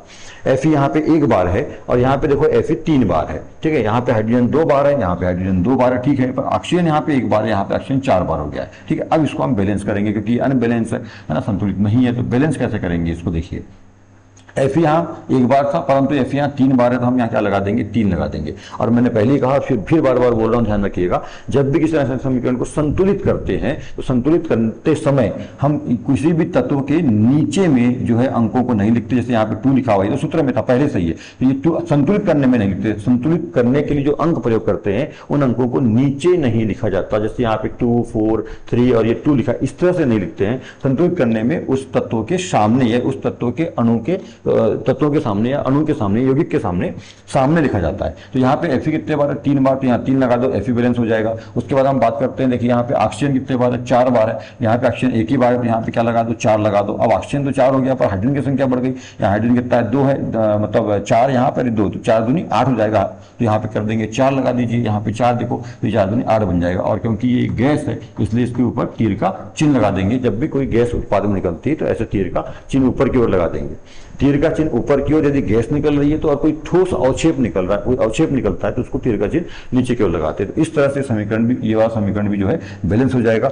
नीचे आप यहाँ पे देख सकते हैं, यदि मैंने ये जो रेड से लिखा हुआ इसको छोड़ दें तो पहले की स्थिति में देखिए जब ये असंतुलित था तब की स्थिति में देखें तो Fe कितने बार था, 1 बार था। हाइड्रोजन कितने बार था, यहाँ पे 2 बार। ऑक्सीजन कितने बार था, 1 बार। इधर देखें तो Fe जो है 3 बार था, ऑक्सीजन जो है ऑक्सीजन 4 बार नीचे और हाइड्रोजन कितने बार, 2 बार था। अब देखिए यहाँ पे 1, 2, 1 और यहाँ पे 3, 2, 4, तो ये तो क्या था, असंतुलित था क्योंकि इधर की संख्या उधर से बराबर नहीं थी। उसको बराबर करने के लिए हमने क्या किया, यहाँ पे 3, यहाँ पे 4 और यहाँ पे 4 ले लिया। अब ये रासायनिक समीकरण कैसा हो गया, संतुलित हो गया। क्यों हो गया, क्योंकि ये द्रव्यमान संरक्षण के नियम का पालन कर रहा है, अर्थात अभिकारकों में तत्वों की जो परमाणुओं की संख्या है वही उत्पाद में तत्वों के परमाणुओं की संख्या है। इसका मतलब रासायनिक समीकरण संतुलित हो गया। अब देखिए यहाँ पे अभिकारक में जो FeO कितने बार है, 3 बार। ठीक है, हाइड्रोजन कितने बार हो गया, 4 दूनी 8 बार हो गया। ऑक्सीजन कितने बार हो गया, 4 बार। देखिए यहाँ 4 लिखा है मतलब ऑक्सीजन में कितना है, 4 है, तो ये 4 बार हो गया। 3, 8, 4, वही देखो यहाँ पे 3, 8, 4, यहाँ पे Fe 3 बार, ऑक्सीजन जो है कितने बार, 4 बार और हाइड्रोजन कितने बार, 8 बार। तो ये देखो यहाँ पे 3, 8, 4, 3, 8, 4 कैसा हो गया, संतुलित हो गया। इस तरह से रासायनिक समीकरणों को हीट एंड ट्रायल विधि के माध्यम से हल करते हैं, संतुलित करते हैं। ठीक है, अब एक बहुत ही महत्वपूर्ण बात, इसको भी समझे। रासायनिक समीकरण के पदार्थों की भौतिक अवस्थाओं के संकेत लिखना। रासायनिक समीकरण के पदार्थों की भौतिक अवस्था, भौतिक अवस्था मतलब कौन, तो ठोस, द्रव, गैस। ठीक है, पदार्थ की भौतिक अवस्था कौन होती है, 3 मुख्यतः भौतिक अवस्था होती है, ठोस, द्रव, गैस। 2 और भी होती है, प्लाज्मा और BEC, पर 3 प्रमुख होती है, ठोस, द्रव, गैस। तो भौतिक अवस्था के रूप में लिखना तो क्या होता है समझेंगे। रासायनिक समीकरण को अधिक स्पष्ट, ध्यान रखिए, अधिक स्पष्ट और सूचनापूर्ण बनाने के लिए अभिकारकों तथा उत्पादों के रासायनिक सूत्र के साथ उनकी भौतिक अवस्था यानी ठोस, द्रव, गैस को भी दर्शाया जाता है। ठीक है, जैसे यहाँ पे एक नोट देखेंगे, अभिकारकों तथा उत्पादों के ठोस, द्रव, गैस ठोस, द्रव, गैस और जलीय विलयन अवस्थाओं को क्रमशः, देखो चार चीजें ध्यान रखेंगे, चार अवस्था यहाँ पे, ठोस, द्रव, गैस, तो एक जलीय अवस्था यहाँ पे बन जाती है। तो ठोस, द्रव, गैस और जलीय विलयन अवस्थाओं को क्रमशः तो क्रमशः एस से, एल से, small S, small L, small G और स्मॉल ए क्यू, ठीक है, से दर्शाते हैं। ध्यान रखेंगे, मतलब ठोस को क्रमशः बोल दिया है, तो ठोस पहले है तो ठोस को पहले एस, ठोस को एस से, द्रव को एल से, गैस को स्मॉल जी से और जलीय विलयन को ए क्यू यानी एक्वस से। ठीक है, अब देखो यहाँ पे ध्यान रखना, ठोस को एस फॉर सॉलिड, सॉलिड मतलब होता है ठोस, तो इसको दर्शाएंगे स्मॉल एस से, कोष्टक के अंदर एस। ठीक है, एल फॉर लिक्विड, लिक्विड मतलब द्रव होता है तो एल से दर्शाएंगे स्मॉल एल से। जी फॉर गैस, गैस मतलब गैस होता है, और यहाँ पे जलीय विलयन को एक्वस सॉल्यूशन बोलते हैं। जलीय विलयन को एक्वस सॉल्यूशन कहा जाता है, तो एक्वस सॉल्यूशन का AQ लेते हैं। तो इस तरह से ठोस को एस से, द्रव को एल से, गैस को जी से और जलीय विलयन को AQ से दर्शाते हैं। इससे क्या होता है, ऐसा लिखने से क्या होता है, हम नीचे एग्जांपल के माध्यम से समझेंगे। ऐसा लिखने से क्या होता है, जो भी रासायनिक समीकरण है वो ज्यादा स्पष्ट हो जाता है, वो क्लियर हो जाता है और सूचना पूर्ण बन जाता है, मतलब उसकी हमको पूर्ण सूचना, अधिकतम जानकारी उससे प्राप्त होती है। इसलिए भौतिक संकेतों को इन चार माध्यमों से दर्शाते हैं। ठीक है, अच्छा यहाँ पे एक चीज लिखिए, प्रकाश संश्लेषण शोषण की विपरीत अभिक्रिया है। प्रकाश संश्लेषण जो है वो शोषण की विपरीत अभिक्रिया है, और शोषण भी प्रकाश संश्लेषण की विपरीत अभिक्रिया होती है। मतलब प्रकाश संश्लेषण और शोषण एक दूसरे के विपरीत अभिक्रिया होती है। इस बात को हम आगे समझेंगे। ठीक है, अच्छा जी, यहाँ पे एक चीज और क्या लिखी थी, अच्छा आगे और कुछ लिखा हुआ है, देखिए अभी में लिखा कि ठोस को एस से, द्रव को एल से, गैस को जी से और जलीय विलयन को AQ से दर्शाते हैं, तथा ताप, दाब, उत्प्रेरक आदि को, यदि मान लीजिए किसी अभिक्रिया में इस पे ताप लग रहा है, दाब लग रहा है, कोई उत्प्रेरक आदि ऐसा कुछ भी लग रहा है, को तीर के निशान के ऊपर या नीचे दर्शाते हैं। तीर के नीचे, अभी देखो यहाँ अभिक्रिया, देखो यहाँ पे दिया, जब ये अभिक्रिया दी है, इसके तीर के निशान के ऊपर, और थोड़ा मैं ऊपर ले लेता हूँ इसको, हाँ यहाँ पे थोड़ा सा तो ये समझने में अच्छा रहेगा। देखो यहाँ पे जो आप रिएक्शन देख रहे हो, 3 रिएक्शन, अभी इसके एग्जांपल हम समझेंगे। तो तीर के निशान के ऊपर या नीचे, तीर के निशान के ऊपर या नीचे दर्शाते हैं। ठीक है, यदि अभिक्रिया में कोई ताप, दाब, उत्प्रेरक या कोई भी ऐसी स्थिति लग रही है तो उसको तीर के चिन्ह के ऊपर या नीचे इस तरह से लिखते हैं। ध्यान रखिएगा।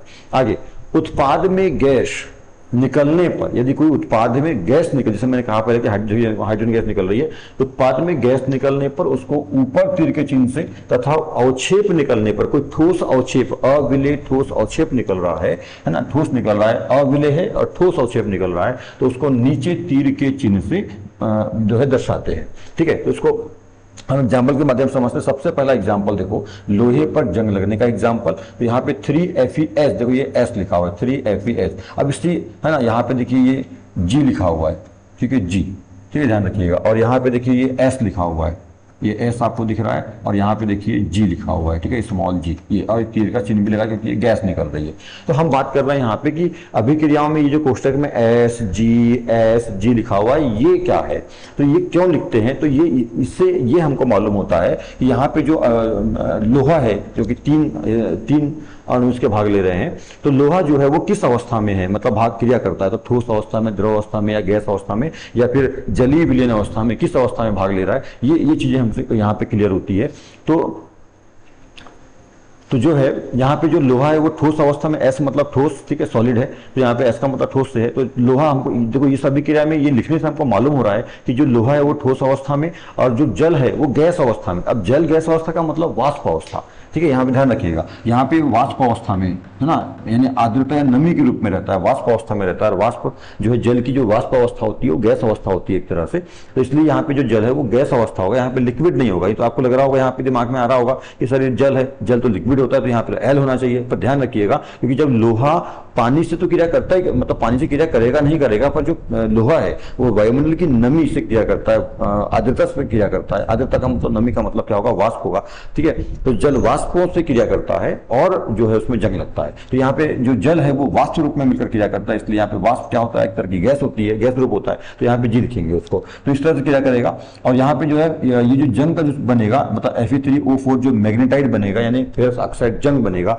वो ठोस अवस्था में रहेगा। क्योंकि ठोस अवस्था में क्यों रहेगा, क्योंकि जंग जो होता है वो उस पर लाल भूरे रंग का एक तरह का पाउडर होता है, चूर्ण होता है, और पाउडर का मतलब ठोस हो गया, ठीक है। तो ठोस अवस्था में रहेगा और हाइड्रोजन गैस निकलेगी यहाँ पे 2, ठीक है, ऐसा H2 4 हाइड्रोजन गैस निकलेगी और हाइड्रोजन तो गैस रूप होता है, तो जी लिखेंगे और ये तीर का चिन्ह रहेगा ऊपर क्योंकि गैस निकल रही है। तो इस ऐसा करने से ये कोष्टक में एस जी मतलब उनकी भौतिक अवस्थाओं को दर्शाने से जो समीकरण है वो स्पष्ट और पूर्णतः उससे पूर्ण सूचना अपने को प्राप्त होती है, स्पष्ट जानकारी प्राप्त हो जाती है कौन ठोस अवस्था में, कौन गैस अवस्था में और क्या बन रहा है, किस रूप में भाग लेता है। इससे जो समीकरण है वो स्पष्ट हो जाता है, उसकी जो जानकारी है वो पूर्ण हो जाती है, सूचना पूर्ण हो जाती है। इसलिए हम समीकरणों में इस तरह से ठोस द्रव गैस की जो अवस्था है उसको कोष्टक में शॉर्ट में इस तरह से दर्शाते हैं। ठीक है, दूसरा एग्जांपल और देखते हैं, मेथिल एल्कोहल का बनना। ठीक है, तो मेथिल एल्कोहल का बनने में देखिए यहाँ पे ये CO, हाँ ये कार्बन मोनोऑक्साइड है, गैस रूप है। यहाँ पे जो हाइड्रोजन है वो गैस रूप में रहेगा। 340 ATM यानी 340 वायुमंडलीय दाब, 340 ATM जो है वायुमंडलीय दाब का मात्रक होता है। तो वायुमंडलीय दाब यहाँ पे लगेगा, जैसा हमने अभी कहा कि यदि कोई ताप दाब की स्थिति है तो उसको तीर के चिन्ह के ऊपर या नीचे लिखते हैं। तो यहाँ देखो ऊपर लिखा हुआ है। तो ये carbon monoxide gas hydrogen gas के साथ 340 ATM दाब पर मिलकर क्या बनाती है, तो मेथिल एल्कोहल बनाती है, जो कि लिक्विड रूप में होता है। तो यहाँ पे देखो इसको हमने जी से लिखा हुआ है क्योंकि कार्बन मोनोऑक्साइड गैस है। यहाँ पर ये हाइड्रोजन भी गैस है, इसको जी लिखेंगे, G4 गैस। और यहाँ पे जो मेथिल एल्कोहल बन रहा है ये क्या बन रहा है, लिक्विड फॉर्म में बन रहा है, मतलब तरल रूप में प्राप्त होता है। ठीक है, यानी द्रव रूप में प्राप्त हो रहा है। तो दोनों दो गैस मिलकर, देखो आप ध्यान रखना, यहाँ पे दो गैस मिलकर इस दाब पर क्या बना रही है, लिक्विड बना रही है। तो आपको मालूम है यदि किसी गैस को अधिक दबाया जाए, किसी भी गैस को बहुत ज्यादा मात्रा में दबाया जाए तो लिक्विड में कन्वर्ट हो जाती है। जैसे आप लोगों ने देखा हो जो हमारे घरों में LPG गैस आती है खाना बनाने के लिए, वो गैस होती है, उसको बहुत प्रेशर में, हाई प्रेशर में जो है सिलेंडर, जो लाल सिलेंडर आते हैं उसके अंदर भरा जाता है। तो आप देखेंगे जब वो भरी जो सिलेंडर होता है उसको हिला के देखने लगेगा आपको उसके अंदर में पानी है, जल है, मतलब द्रव है। द्रव एक्चुअली होता नहीं है, पर जब गैस को बहुत ज्यादा प्रेशर में, देखो 340 ATM का दाब है, इस दाब पर दोनों गैसें मिलती है तो क्या बनाती है, मेथिल को लिक्विड बना देती है। ठीक है, इस तरह से ध्यान रखिएगा। तीसरा एक रिएक्शन अपन देखते हैं जो कि बहुत ही इंपॉर्टेंट है। तीसरा एग्जाम्पल देखेंगे। तीसरा एग्जाम्पल, पौधों में प्रकाश संश्लेषण का होना। पौधों में प्रकाश, तो प्रकाश संश्लेषण जो है केवल पौधों में होता है, अन्य जीवों में या मानवों में नहीं होता है। पर इसकी जो विपरीत क्रिया होती है शोषण, जैसे ऊपर में हमने देखा था कि प्रकाश संश्लेषण शोषण की और शोषण प्रकाश संश्लेषण की, यानी प्रकाश संश्लेषण शोषण एक दूसरे की विपरीत क्रिया होती है। ठीक है, तो जो प्रकाश संश्लेषण है वो पेड़ पौधों में, पत्तियों में होता है, क्लोरोफिल में। ठीक है, परंतु जो शोषण है वो पेड़ पौधों में भी होता है और मानव, जितने भी जीव है, मानव प्लस जितने भी जीव है सब में होता है। शोषण जो है पेड़ पौधों में और सभी जीवों में, मानव में भी ये होता है, पर प्रकाश संश्लेषण केवल और केवल पेड़ पौधों में, पत्तियों में होता है। तो प्रकाश संश्लेषण की हम यहाँ पे बात करेंगे। तो 6 CO2 कार्बन डाइऑक्साइड के 6 अणु ये एक्वस रहेंगे। देखो यहाँ पे एक क्यों लिखा है, एक्वस रहेंगे। और जल रहेगा, 12 अणु रहेंगे, ये लिक्विड रूप में रहेगा।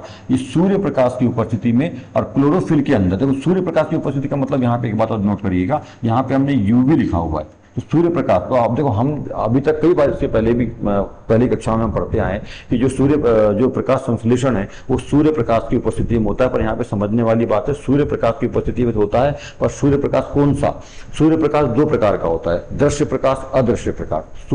ये जो प्रकाश संश्लेषण की क्रिया है वो दृश्य प्रकाश की उपस्थिति में नहीं होती है। हम जिस प्रकाश में वस्तुओं को देख पाते हैं, दिन में जो प्रकाश होता है या जो लाइट या बल्ब का जो प्रकाश होता है वो दृश्य प्रकाश, हम जिस प्रकाश को हम देख पाते हैं या जिस प्रकाश की उपस्थिति में हम वस्तुओं को देख पाते हैं वो दृश्य प्रकाश कहलाता है। और जिस प्रकाश को हम नहीं देख पाते, सूर्य का ऐसा प्रकाश जिसको हम नहीं देख पाते, उसको हम अदृश्य प्रकाश बोलते हैं। नाम समझ में आता है, दृश्य प्रकाश जिसको हम देख सकते हैं, अदृश्य प्रकाश जिसको हम नहीं देख सकते हैं। तो जो अदृश्य प्रकाश होता है उसमें बहुत सारी किरणें होती है, जैसे कि पराबैंगनी यानी अल्ट्रावायलेट किरणें, अवरक्त यानी इंफ्रारेड किरणें, और ऐसी कई और किरणें होती है उसमें, हानिकारक किरणें। तो यहाँ पे ध्यान रखिएगा, यूवी का मतलब यहाँ पर है अल्ट्रावायलेट, मतलब पराबैंगनी किरणें। तो हमको प्रकाश संश्लेषण के लिए सूर्य प्रकाश तो चाहिए, पर सूर्य प्रकाश का कौन सा भाग चाहिए, कौन सा सूर्य प्रकाश चाहिए? अदृश्य प्रकाश। अदृश्य प्रकाश का भी पराबैंगनी यानी अल्ट्रावायलेट प्रकाश चाहिए। तो यदि आप यहाँ पे सूर्य प्रकाश ना लिखें तो ओनली यूवी यानी पराबैंगनी किरणें यानी अल्ट्रावायलेट किरणें, अल्ट्रावायलेट प्रकाश भी आप लिख सकते हैं। तो मेन मुख्य बात ध्यान रखिएगा, बहुत महत्वपूर्ण चीज है। जनरली आप लोगों को मालूम होता है कि जो है प्रकाश संश्लेषण की जो क्रिया होती है पत्तियों में, पेड़ पौधों की पत्तियों में, वो सूर्य प्रकाश की उपस्थिति में होती है। हाँ जी बिल्कुल, सूर्य प्रकाश की उपस्थिति में होती है, परंतु सूर्य प्रकाश का कौन सा रूप, कौन सा भाग? दृश्य प्रकाश नहीं, अदृश्य प्रकाश। अदृश्य प्रकाश का भी कौन? पराबैंगनी किरण यानी जो है अल्ट्रावायलेट किरणों की उपस्थिति में होती है, ध्यान रखेंगे। ठीक है, तो अल्ट्रावायलेट किरणों की उपस्थिति में और कहाँ, क्लोरोफिल, क्लोरोफिल कहाँ पे होता है, तो जो पत्ती होती है उस पत्ती, ये पत्ती है, ये पत्ती के अंदर में बहुत सारे, क्योंकि पत्ती के अंदर में बहुत सारी कोशिकाएं होती है, कोशिकाओं के अंदर बहुत सारे कोशिकांग यानी कोशिका के अंग होते हैं, उसमें से एक अंग होता है क्लोरोप्लास्ट, ध्यान रखिएगा, सॉरी हाँ जी, एक अंग होता है क्लोरोप्लास्ट। ये अंगूर के दाने, ऐसे अंगूर के समान दाने का होता है क्लोरोप्लास्ट। और क्लोरोप्लास्ट के अंदर ऐसी संरचनाएं होती है, ठीक है, क्लोरोप्लास्ट के अंदर जो है संरचनाएं होती है ऐसी, जैसे सिक्कों के ऊपर ऐसे सिक्के एक के ऊपर सिक्के रख दी जाए, इस तरह के सिक्के रख दी जाए, तो उस तरह से संरचना होती है अंदर। इस संरचना को बोलते हैं क्लोरोफिल। ठीक है, ध्यान रखिएगा। पत्ती के अंदर बहुत सारी प्लांट सेल्स हैं, मतलब पादप कोशिकाएं हैं। पादप कोशिकाओं के अंदर एक अंग होता है अंगूर के समान, अंगूर के दाने के समान, जिसको बोलते हैं क्लोरोप्लास्ट। क्लोरोप्लास्ट के अंदर सिक्कों की चरत के समान ऐसी संरचनाएं होती है जो एक दूसरे से जुड़ी होती है, उसको बोलते हैं क्लोरोफिल। और उसके अंदर यानी क्लोरोफिल में ये प्रकाश संश्लेषण की क्रिया होती है, ध्यान रखिएगा। तो यहाँ पे ठीक है, तो अल्ट्रावायलेट प्रकाश की उपस्थिति में क्लोरोफिल के अंदर, है ना, कार्बन डाइऑक्साइड जो कि जली रूप में होता है, यहाँ पे जली रूप में कार्बन डाइऑक्साइड होता है, जली रूप में। अब देखो आपके दिमाग में आ रहा होगा कि सर कार्बन डाइऑक्साइड तो गैस है, ये जल रूप में क्यों है, यहाँ तो जी आना चाहिए बस, यहाँ पे एक ही यानी जली क्यों आया, जली विलयन क्यों आया। तो बता देना चाहता हूँ, ये भी बहुत समझने वाली बात है, बहुत ध्यान से समझें इसको।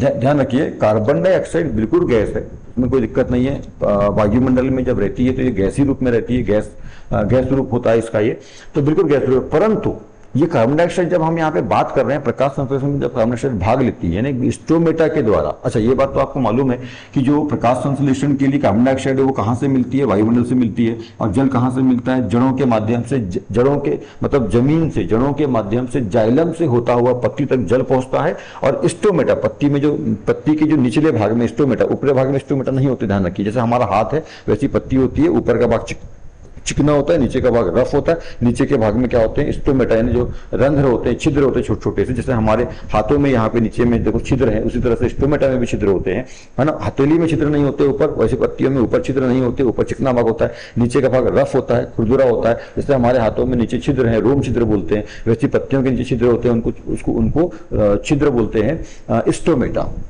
रंध्र कहते हैं, रंध्र छिद्र बोलते हैं, इंग्लिश में बोलते हैं स्टोमेटा। तो स्टोमेटा, तो जो बाहर जो कार्बन डाइऑक्साइड वायुमंडल में हो बिल्कुल गैस रूप में है, परंतु जब वो कार्बन डाइऑक्साइड इस स्टोमेटा से होकर के पत्ती के अंदर जाती है तो वो गैस रूप में न रह करके किस रूप में बदल जाती है, जली विलयन रूप में बदल जाती है। ध्यान रखिएगा, जली विलयन रूप में।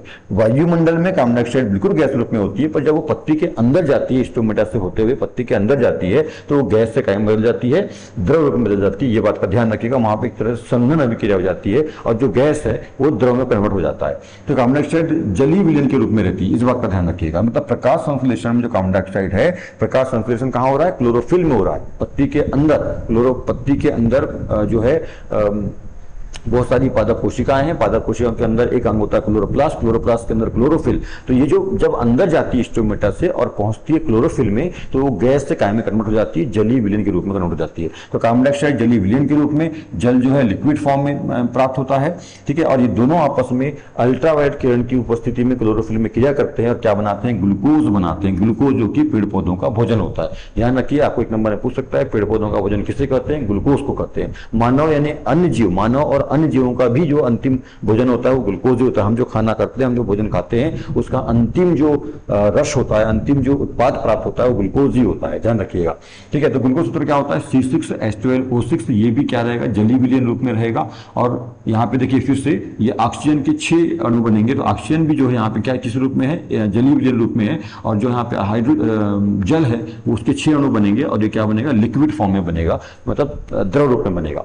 तो जिस प्रकार से यहाँ पे कार्बन डाइऑक्साइड जलीय विलयन रूप में थी, मतलब पत्ती के अंदर जाने पर, है ना, पत्ती के बाहर वायुमंडल में वो गैस रूप में रहती है, और पत्ती के अंदर चल जाने पर वो किस रूप में बदल जाती है, जलीय विलयन रूप में बदल जाती है। उसी प्रकार से ऑक्सीजन भी जब अंदर बनता है, तो अभी ऑक्सीजन जब ये क्रिया हो रही है कहाँ पे हो रही है, क्लोरोफिल में हो रही है। क्लोरोफिल के मतलब में हो रही है, मतलब पत्ती के अंदर, पादप कोशिका के अंदर, क्लोरोप्लास्ट के अंदर क्लोरोफिल में हो रही है। तो वहां पर जिस प्रकार से ये जो गैस है ये जलीय विलयन में बदल जाती है, उसी प्रकार से ऑक्सीजन भी वहां पे जलीय विलयन के रूप में रहती है। इस बात का ध्यान रखेंगे, ऑक्सीजन भी वहां पे किस रूप में रहती है, जैसे यहाँ पे कार्बन डाइऑक्साइड जलीय विलयन के रूप में थी, उसी प्रकार से यहाँ पे ऑक्सीजन भी जलीय विलयन के रूप में रहती है, अंदर, पत्ती के अंदर, ठीक है। जब जली विलीन रूप में रहती है। पर ये जब स्टोमेटा से बाहर निकलती है तो ऑक्सीजन छोड़ता है। आपको मालूम है पेड़ पौधे ऑक्सीजन छोड़ते हैं और कार्बन डाइऑक्साइड ग्रहण करते हैं, और जब ये छोड़ते हैं ऑक्सीजन तो ये जली विलीन के रूप में छोड़ते हैं। पर जब वो स्टोमेटा से बाहर आती है, ध्यान रखिएगा, स्टोमेटा से कार्बन डाइऑक्साइड अंदर जाती है और ऑक्सीजन स्टोमेटा से ही बाहर निकलती है। तो जब पत्ती के अंदर होती है ऑक्सीजन तो वो जली विलीन रूप में रहती है, ना कि गैस रूप में रहती है। पर जब पत्ती से स्टोमेटा से होकर बाहर निकल जाती है, यानी उसका जो दाब है वो कम हो जाता है, तो वो फिर वह पुनः से जो है गैस रूप में आ जाती है। मतलब कार्बन जो ऑक्सीजन है वो वायुमंडल में गैस रूप में आ जाती है, पर पत्ती के अंदर किस रूप में, जलीय विलयन के रूप में रहती है। इस बात का ध्यान रखिएगा। तो यह है प्रकाश संश्लेषण की अभिक्रिया। इन सब चीजों का ध्यान रखिएगा कि रासायनिक समीकरण कैसे संतुलित करते हैं, असंतुलित रासायनिक समीकरण क्या होता है, सब समीकरण क्या होता है, भौतिक अवस्थाओं का क्यों दर्शाते हैं, तीर का चिन्ह जो है ऊपर वाला नीचे वाला क्या होता है, ये तीर का चिन्ह जो है किधर से किधर रहता है, मतलब लेफ्ट साइड से राइट साइड की ओर रहता है, हमेशा इधर नहीं होता है।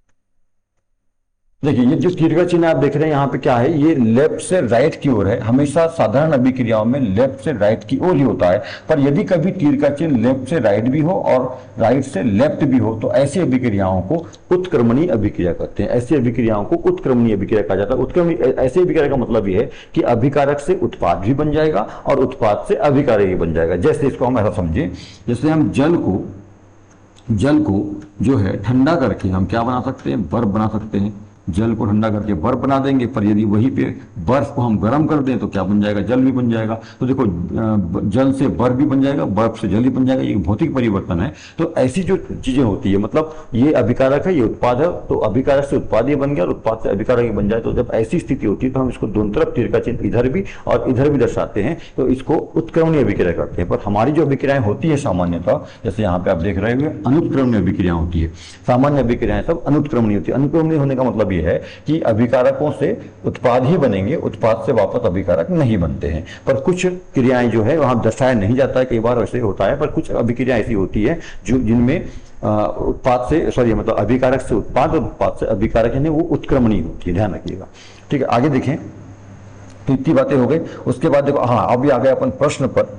ठीक है, प्रश्न पे देखें, क्योंकि आपके एनसीईआरटी की बुक में देखिए इतना कुछ के बाद जो है प्रश्न है, वो प्रश्नों को हम समझ लेते हैं पहले। तो सबसे पहला प्रश्न जो कि 2020 और 22 में 2 नंबर में पूछा गया है, क्या प्रश्न है, वायु में जलाने से पहले मैग्नीशियम रिबन को साफ क्यों करते हैं, साफ किया जाता है क्यों?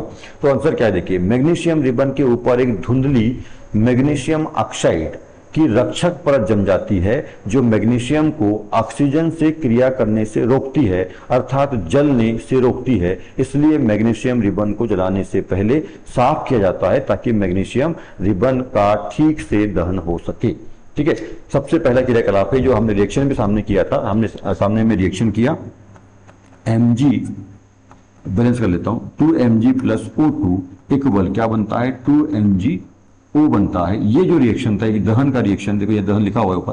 ठीक है, दहन का रिएक्शन है। दहन एक ऑक्सीकरण अभिक्रिया होती है, मतलब ऑक्सीजन की उपस्थिति में होने वाली अभिक्रियाओं को ऑक्सीकरण अभिक्रिया कहते हैं। ध्यान रखिएगा। अभी हम पढ़ेंगे, अभी रासायनिक अभिक्रिया के प्रकार आएंगे, उसमें हम 5 तरह के रासायनिक अभिक्रियाओं को पढ़ेंगे। तो वहां पे दहन के ऑक्सीकरण और दहन इनके बारे में सब पढ़ेंगे आगे।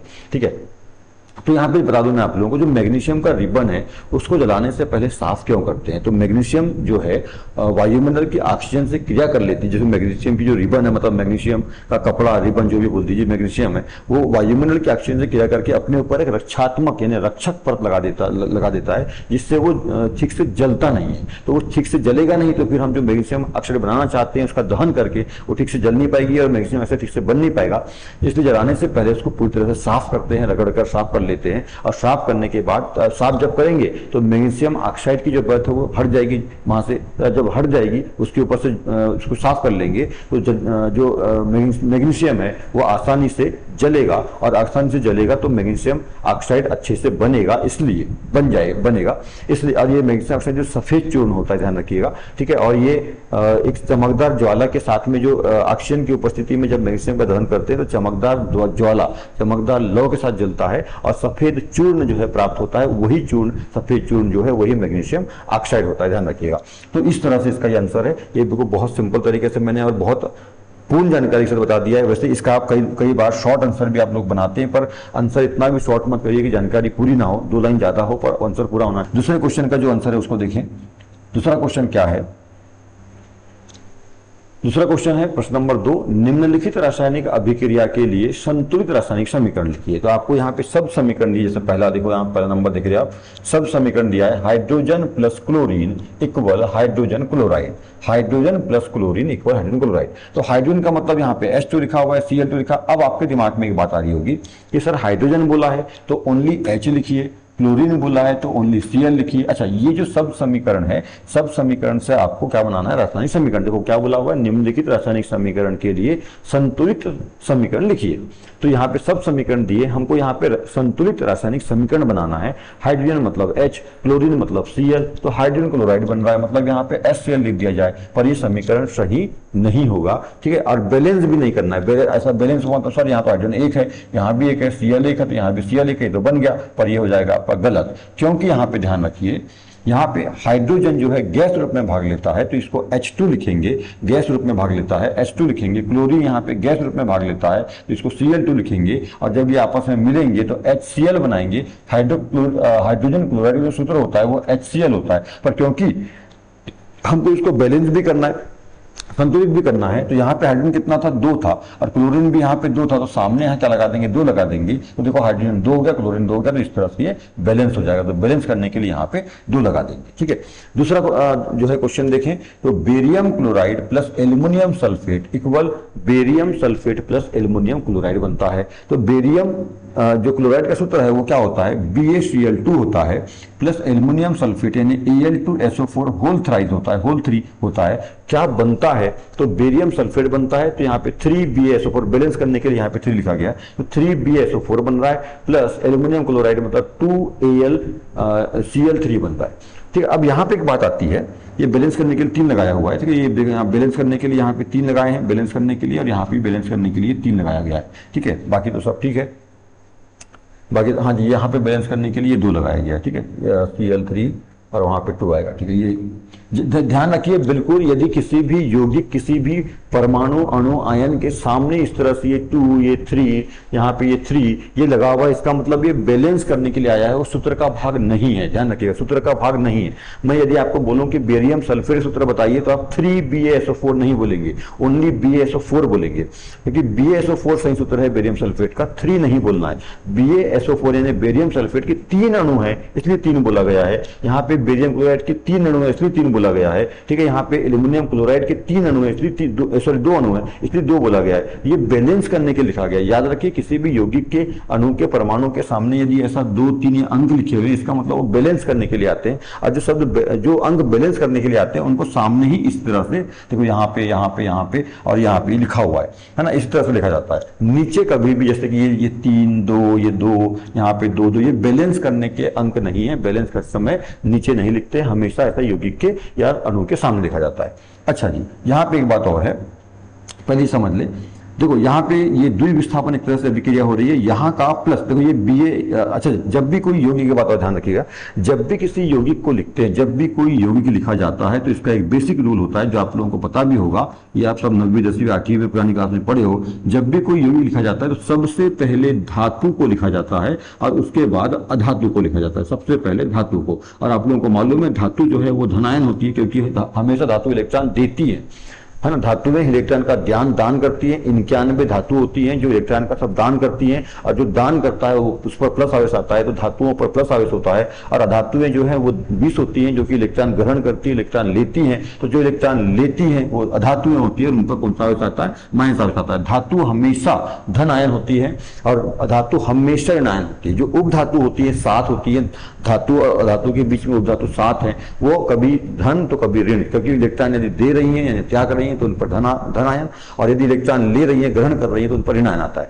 तो धातु धातु की बात कर रहे हैं। ठीक है, तो जब भी किसी यौगिक को, जब भी कभी किसी यौगिक का सूत्र आप लिखते हो, तो धातु को पहले और अधातु को बाद में लिखा जाता है। जैसे मैं एग्जांपल बता रहा हूं आपको यहाँ पे, जैसे कि हम लिखते हैं सोडियम क्लोराइड।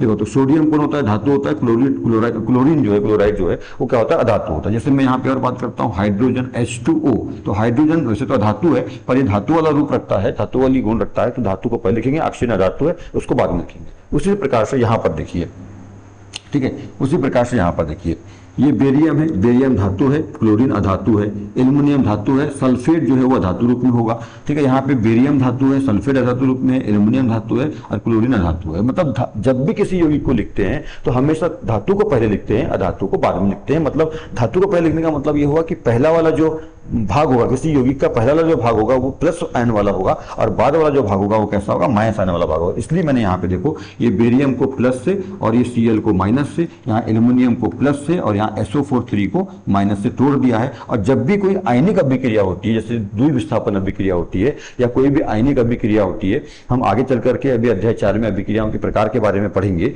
ठीक है, और बड़ी क्लास में आगे जाओगे 11वीं वगैरह में तो भी पढ़ोगे। तो ध्यान रखिएगा, जब भी कभी कोई आयनिक अभिक्रिया होती है यानी द्विविस्थापन अभिक्रिया होती है तो यहाँ का प्लस यहाँ के माइनस से और यहाँ का प्लस यहाँ के माइनस से क्रिया करता है। ये सिंपल बात याद रखिए। ठीक है, तो यहाँ का बी किससे क्रिया कर लेगा, देखो SO4 से कर लेगा तो BaSO4 बन गया और यहाँ का Al2Cl2 से क्रिया कर लेगा तो देखो ये 2AlCl3 बन रहा है। ठीक है, यहाँ पे ध्यान रखिएगा। इस तरह से जो है जब भी किसी यौगिक को लिखते हैं तो धातु को पहले धातु को बाद में लिखते हैं, इस तरह से क्रिया होती है। एक दिमाग में और आपके बात आ रही होगी कि सर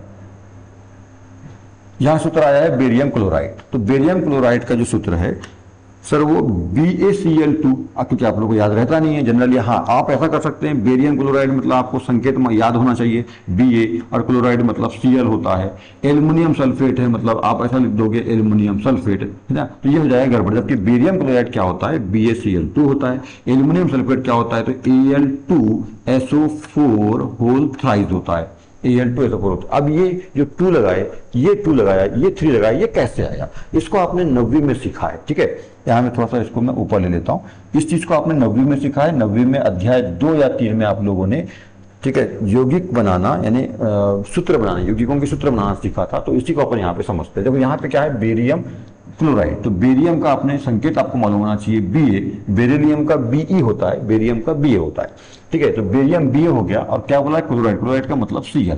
तो आपको संकेत मालूम होना, और संकेत मालूम होने के साथ साथ 9वीं में आपने सीखा है इनकी संयोजकता या ऑक्सीकरण संख्या मालूम होनी चाहिए। तो बेरियम की जो बेरियम का जो ऑक्सीकरण संख्या है, संयोजकता में लेके चलता हूँ, संयोजकता और ऑक्सीकरण संख्या लगभग एक ही होता है, थोड़ा सा अंतर है, इसको हम आगे क्लास में पढ़ेंगे, आगे की क्लास में।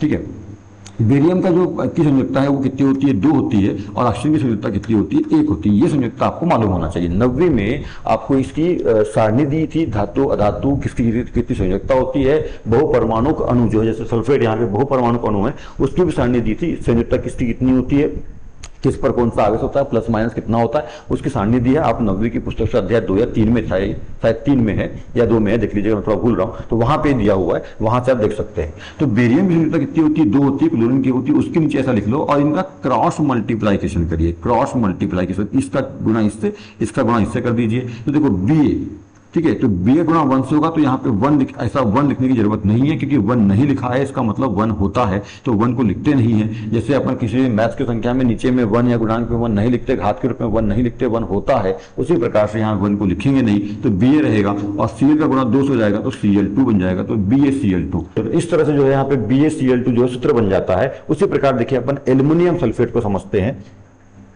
उसी प्रकार से एल्युमिनियम सल्फेट के सूत्र को देखते हैं, तो कैसे बनाना है इसको, जैसे अपन यहाँ पे बेरियम सल्फेट को बनाया। ठीक है, एल्युमिनियम सल्फेट, एल्युमिनियम मतलब Al आपको संकेत मालूम होना चाहिए, सल्फेट मतलब SO4 आपको संकेत मालूम होना चाहिए। ठीक है, अब ये मालूम होना चाहिए कि एल्युमिनियम की संयोजकता या ऑक्सीकरण संख्या कितनी होती है। तो जो एल्युमिनियम की संयोजकता है वो कितनी होती है, 3 होती है, और ये जो सल्फेट है, सल्फेट की संयोजकता कितनी होती है, 2 होती है। अब इसका क्रॉस मल्टीप्लाइकेशन कर दो, क्रॉस इसका इससे क्रॉस कर दो, तो Al क्या हो जाएगा, 2 हो जाएगा, Al2। ठीक है, और SO4 कितना जाएगा, 3, तो SO4 3 ऐसे मत लिख देना, तो SO4 43 बन जाएगा वो, क्योंकि देखिए जो बहुपरमाणु अणु होते हैं ना, जो बहुपरमाणु अणु होते हैं उनको कोष्टक में रखते हैं।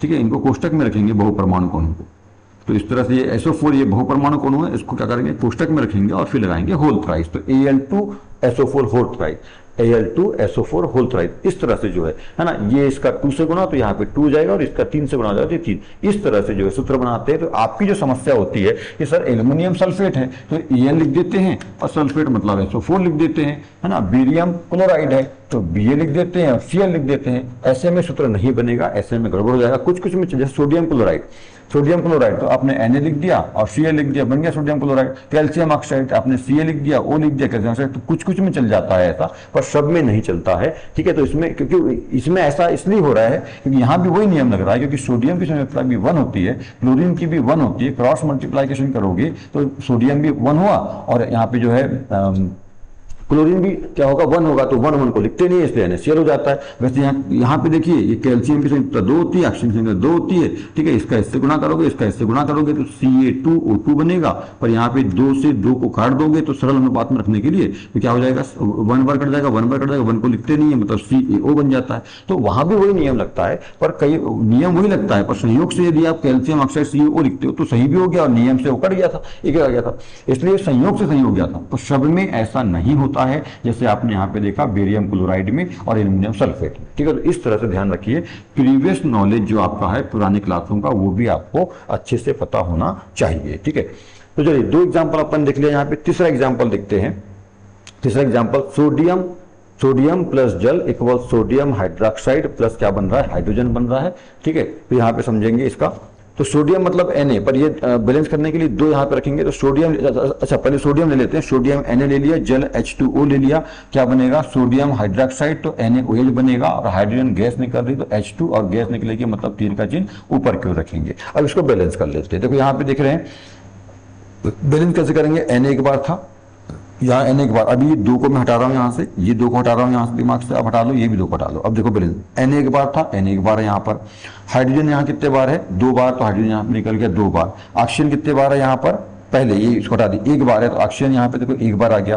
पर हाइड्रोजन जो है वो कितने बार था यहाँ पे, ये 2 को हटा दीजिए अभी ना, जिसको गोला कर दो हटा दो, बैलेंस करने के लिए जो उसको हटा दीजिए। तो हाइड्रोजन कितने बार था, यहाँ 2 बार था, हाइड्रोजन यहाँ पे 2 बार निकल चुका है, यहाँ 1 बार एक्स्ट्रा है। हाइड्रोजन इधर पे 2 बार है, पर यहाँ पे इधर में कितने बार, 3 बार है। इसको बैलेंस करने के लिए क्या किया गया, यहाँ पे 2 लगा दिया गया, ठीक है। उसको बैलेंस करने के लिए हाइड्रोजन ये वाला जो है इसको बैलेंस करने 2 लगा दिया गया। और 2 लगाने से क्या हो गया, ऑक्सीजन तो 2 हो गए, ऑक्सीजन 1, ठीक है, ऑक्सीजन 2 हो गए, तो यहाँ पे ऑक्सीजन 1 ही हुआ। अब हाइड्रोजन कितने हो गए, यहाँ पे 4 हो गए, तो 1 ही बचा, और यहाँ पे 2 है, मतलब 3 ही हुए। तो क्या करना पड़ेगा इसके लिए हमको, यहाँ पे हम क्या करेंगे, 2 लगा देंगे। यहाँ 2 लगाने से क्या होगा, देखो हाइड्रोजन कितने बार हो गया, 4 बार, यहाँ पे H2 है ये नीचे में, तो 2 2 4 हो गए। तो यहाँ पे देखो हाइड्रोजन कितने हो गए, 2, और यहाँ पे 2 4 हो गए। ऑक्सीजन कितने यहाँ पे 2 है, देखो यहाँ पे 2 हो गया। अब सोडियम यहाँ पे 1 ही था, तो क्या करेंगे, इसके सामने भी क्या लगा दो, 2 लगा। इस तरह से हिट एंड ट्रायल मतलब अनुमान एवं प्रयास विधि से समीकरण को क्या करते हैं, संतुलित करते हैं। तो इस तरह से आपका ये तीसरा समीकरण जो है बन जाएगा, ठीक है। 3 एग्जाम्पल। अच्छा यहाँ पे एक बात ध्यान रखिए, सफेद धुआं, जो सफेद धुआं होता है वो क्या होता है, कार्बन मोनोऑक्साइड होता है, जिसका सूत्र होता है CO, कार्बन मोनोऑक्साइड सफेद धुआं होता है। और एक बात और ध्यान रख लो, जो काला धुआं होता है, काला धुआं लकड़ी कंडा वगैरह जलाते हैं, कोई भी ईंधन, जैसे अपने मोटरसाइकिल या कार वगैरह या वाहन से जो काला धुआं निकलता है वो क्या होता है, कार्बन डाइऑक्साइड। कार्बन डाइऑक्साइड काला धुआं है। और जो सफेद धुआं है, सफेद धुआं का मतलब सिगरेट, बीड़ी या कोई भी हुक्का, चीलम वगैरह पीने से जो सफेद धुआं निकलता है, किसी भी नमी युक्त पदार्थ यानी आर्द्रता यानी गीले नमी युक्त पदार्थ जलाने से जो है सफेद धुआं निकलता है। सफेद धुआं काफी खतरनाक होता है, कार्बन मोनोऑक्साइड होता है, जो कि कार्बन डाइऑक्साइड से बहुत ज्यादा डेंजर होता है, खतरनाक होता है, ठीक है। काला धुआं कार्बन डाइऑक्साइड कम खतरनाक होता है, मतलब खतरनाक तो होता है पर कार्बन मोनोऑक्साइड से कम खतरनाक होता है। तो काला धुआं होता है कार्बन डाइऑक्साइड और सफेद धुआं होता है कार्बन मोनोऑक्साइड। छेपी, अच्छा छेपी का मतलब, छेप या छेपी का मतलब होता है उत्सर्जन या निकलना। आगे रिएक्शन है, उसके बारे में फिर बात करेंगे आगे आते हैं प्रश्न नंबर 3 पर। तो प्रश्न नंबर 3 क्या है देखेंगे, निम्नलिखित अभिक्रियाओं के लिए उनकी अवस्था के संकेतों के साथ संतुलित रासायनिक समीकरण लिखिए, ठीक है। जो क्या बोल रहा है, उनकी अवस्था के संकेतों के साथ संतुलित अवस्था के संकेत बताना है। भौतिक अवस्थाओं के संकेत ठोस, द्रव, गैस यानी S, L, G, एक्वस वो दर्शाना है, और संतुलित रासायनिक समीकरण बनाना है। पहला, थोड़ा सा मैं उसको ऊपर कर लेता हूं। अच्छा, तो देखिए पहला जो है, पहला क्या है देखिए, जल में बेरियम क्लोराइड तथा सोडियम सल्फेट। तो ये हो गया देखो जी BaCl2 बेरियम क्लोराइड। और क्या बोला है, जल में बेरियम क्लोराइड मतलब बेरियम क्लोराइड का जली विलयन बनाना है, इसलिए BaCl2 एक क्यू का मतलब जली विलयन एक्वस, ठीक है, जल में बोल दिया है। तथा सोडियम सल्फेट के विलयन, सोडियम सल्फेट के विलयन बोला है, मतलब सोडियम सल्फेट Na2SO4 का क्या रहेगा, विलयन रहेगा, ठीक है, ध्यान रखिए Na2SO4 का विलयन रहेगा, ये बढ़िया है ना, यहाँ भी विलयन बोला, यहाँ भी विलयन बोला है। तो उसके बाद क्योंकि हमको भौतिक अवस्था दर्शाना है तो यहाँ पे एक क्यू, यहाँ पर भी एक क्यू। उसके बाद क्या बोल रहा है आगे, अभिक्रिया करके सोडियम क्लोराइड का विलयन, सोडियम क्लोराइड का विलयन, तो NaCl क्या रहेगा, ये भी विलयन रहेगा, मतलब नमक जो है वो विलयन रूप में रहेगा।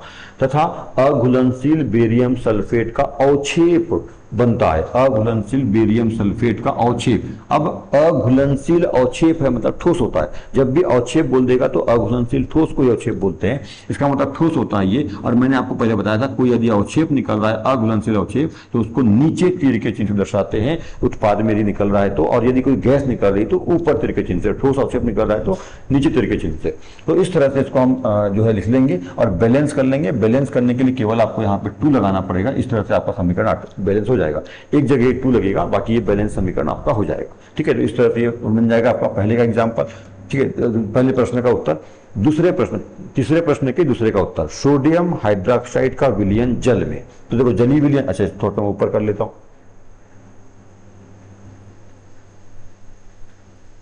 ठीक है, सोडियम हाइड्रोक्साइड का विलयन जल में, विलयन बोल दिया, जल में विलयन मतलब जलीय विलयन है। तो देखो ये सोडियम हाइड्रोक्साइड का AQ का मतलब एक्वस, जलीय विलयन, जलीय विलयन एक्वस सॉल्यूशन, AQ शॉर्ट में दर्शाते हैं इसको। ठीक है, जलीय विलयन रहेगा, साफ साफ लिखा है, सोडियम हाइड्रोक्साइड का जल में विलयन और हाइड्रोक्लोरिक अम्ल का विलयन जल में। तो हाइड्रोक्लोरिक अम्ल मतलब HCl का जल में विलयन रहेगा, से अभिक्रिया करके सोडियम क्लोराइड का विलयन बनता है, सोडियम क्लोराइड NaCl नमक का विलयन बनेगा। और क्या बन रहा है, तथा जल बनता है। ठीक है, जल, तथा जल बनता है। तो जल बनता है मतलब क्या रहेगा, H2 बन रहा है और क्या में रहेगा, लिक्विड में रहेगा। तो उसकी भौतिक अवस्थाओं के साथ बैलेंस समीकरण बनाना है। तो देखो बैलेंस है तो ऑटोमेटिक Na एक बार है, तो यहाँ पे Na एक बार है, यहाँ पे O ऑक्सीजन कितने बार है, एक बार। तो देखो यहाँ पे ऑक्सीजन एक बार है, यहाँ पे हाइड्रोजन जो है, हाइड्रोजन कितने बार है, एक बार है। ठीक है, और यहाँ पे और एक हाइड्रोजन है, 2 बार हाइड्रोजन हो गया, देखो ये H2 हो गया, और यहाँ Cl एक बार, देखो यहाँ Cl। तो ये बैलेंस समीकरण है ऑटोमेटिक। ठीक है, ये बैलेंस करने की जरूरत यहाँ पे नहीं है, पर हमने अवस्थाओं को दर्शा दिया। अच्छा जी, अब देखो अब क्या, अच्छा ये तो हो गया पूरे प्रश्न खत्म। आपके जो प्रश्न थे, मतलब सबसे पहले जो प्रश्न है आपके विज्ञान में चैप्टर 1 अध्याय 1 में जो 3 प्रश्न थे, वो तीनों प्रश्नों को हमने आगे बना लिया। अब आते हैं नेक्स्ट जो टॉपिक है इस चैप्टर के सेकेंड टॉपिक पे आते हैं, और वो है रासायनिक अभिक्रियाओं के प्रकार। तो रासायनिक अभिक्रियाएं जो है हमको यहाँ पे 5 प्रकार की पढ़ना है, संयोजन अभिक्रिया, वियोजन अभिक्रिया, विस्थापन अभिक्रिया, द्विविस्थापन अभिक्रिया और ऑक्सीकरण अपचयन अभिक्रिया। और जब एक साथ ये होती है तो इसको अपन रिडॉक्स अभिक्रिया करते हैं, उपचयन अपचयन अभिक्रिया, रिडॉक्स अभिक्रिया करते हैं। ये अपन पढ़ने वाले हैं, इसको हम दूसरे क्लास में पूरा करेंगे। आज की क्लास काफी लंबी हो चुकी है, तो दूसरे क्लास में पूरा करेंगे, बहुत जल्द दूसरी क्लास भी आ जाएगी। और उसके बाद फिर संचारण, वीरगंधिता और लास्ट के अभ्यास के जो सारे क्वेश्चन है उसको तीसरी क्लास में। तो हम इस चैप्टर को 3 क्लास में बांट करेंगे, 3 वीडियो में बांटकर पढ़ेंगे। तो आज का ये फर्स्ट वीडियो है। तो जो है, यदि मैं उम्मीद करता हूं कि आपको जो मेरी बातें हैं वो समझ में आई होगी और आपको वीडियो अच्छा लगा होगा, आपको जानकारी अच्छी जो है समझ में आती है तो है। और इसी तरह से आप पूरे साइंस का पूरे अध्याय 9th के 10th के, मैथ्स के सारे अध्याय 9th 10th के, और इंग्लिश ग्रामर यदि 9th और 10th के लिए कंप्लीट, इसी तरह से आप एक कंप्लीट पूरा क्वेश्चन वाइज पूरा पारिभाषिक रूप में परिभाषा के साथ हर एक चीज का डिटेल अध्ययन चाहते हैं और अच्छे समझना चाहते हैं, अपने पढ़ाई को बेस्ट करना चाहते हैं, अच्छे प्रश्न बनाना चाहते हैं, और आगे 12वीं के बाद अपने लक्ष्य को NEET, JEE, NDA, PSC, UPSC को अच्छा टारगेट करना चाहते हैं, निकालना चाहते हैं, तो हमारे चैनल को सब्सक्राइब कर लीजिए बेल आइकन के साथ में, ताकि जब भी वीडियो डले तो आपको वीडियो आप तक पहुंच जाए, नोटिफिकेशन आपको आ जाए और आप उस वीडियो को देख सको। आप हमारे इस वीडियो को स्किप करके, रोक करके जो PDF है, ये जो है, इससे आप नोट्स भी तैयार कर सकते हैं। और यदि आपको कंप्लीट PDF इसका चाहिए, चैप्टर वाइज PDF मैं आपको उपलब्ध कराऊंगा, तो वो मेरा गूगल प्ले स्टोर पर एप्लीकेशन है, ओम पटलेसर लक्ष्य कोचिंग के नाम से। ठीक है, फ्री में आप इसको इंस्टॉल कर लीजिएगा, फ्री इंस्टॉल है बिल्कुल, वहां पे गूगल प्ले स्टोर पर है ओम पटलेसर, ठीक है, ये नाम से, ओम पटलेसर लक्ष्य कोचिंग नाम से, वहां से आप इंस्टॉल कर लीजिए। और उसमें जाकर के फ्री स्टडी मटेरियल एक आपको सेक्शन मिलेगा, उस सेक्शन में जाकर के आप ये सारे मतलब मैथ, इंग्लिश और साइंस के सारे PDF आप डाउनलोड कर सकते हैं और नोट्स कंप्लीट बना सकते हैं, जब चाहे पढ़ सकते हैं। ठीक है, तो आपका आज का वीडियो यदि आपको अच्छा लगा है तो हमारे वीडियो को लाइक, सब्सक्राइब और शेयर कर लीजिए, और सब्सक्राइब जरूर कर लीजिए, ताकि यदि आपको अच्छा लगा है तो सब्सक्राइब जरूर कर लें, ताकि ऐसे ही वीडियो और जो भी इसकी जो सेकंड क्लास है, थर्ड क्लास है, और भी अध्याय चैप्टर अध्याय 2, 3, 4, 5 और मैथ, साइंस सबके लिए तो कंप्लीट आपको वो नोटिफिकेशन मिलता रहे, ताकि आप उसको देख सकें। ठीक है, और अच्छा से कुछ सीख सकें। तो थैंक यू, आज के लिए इतना ही, नमस्कार।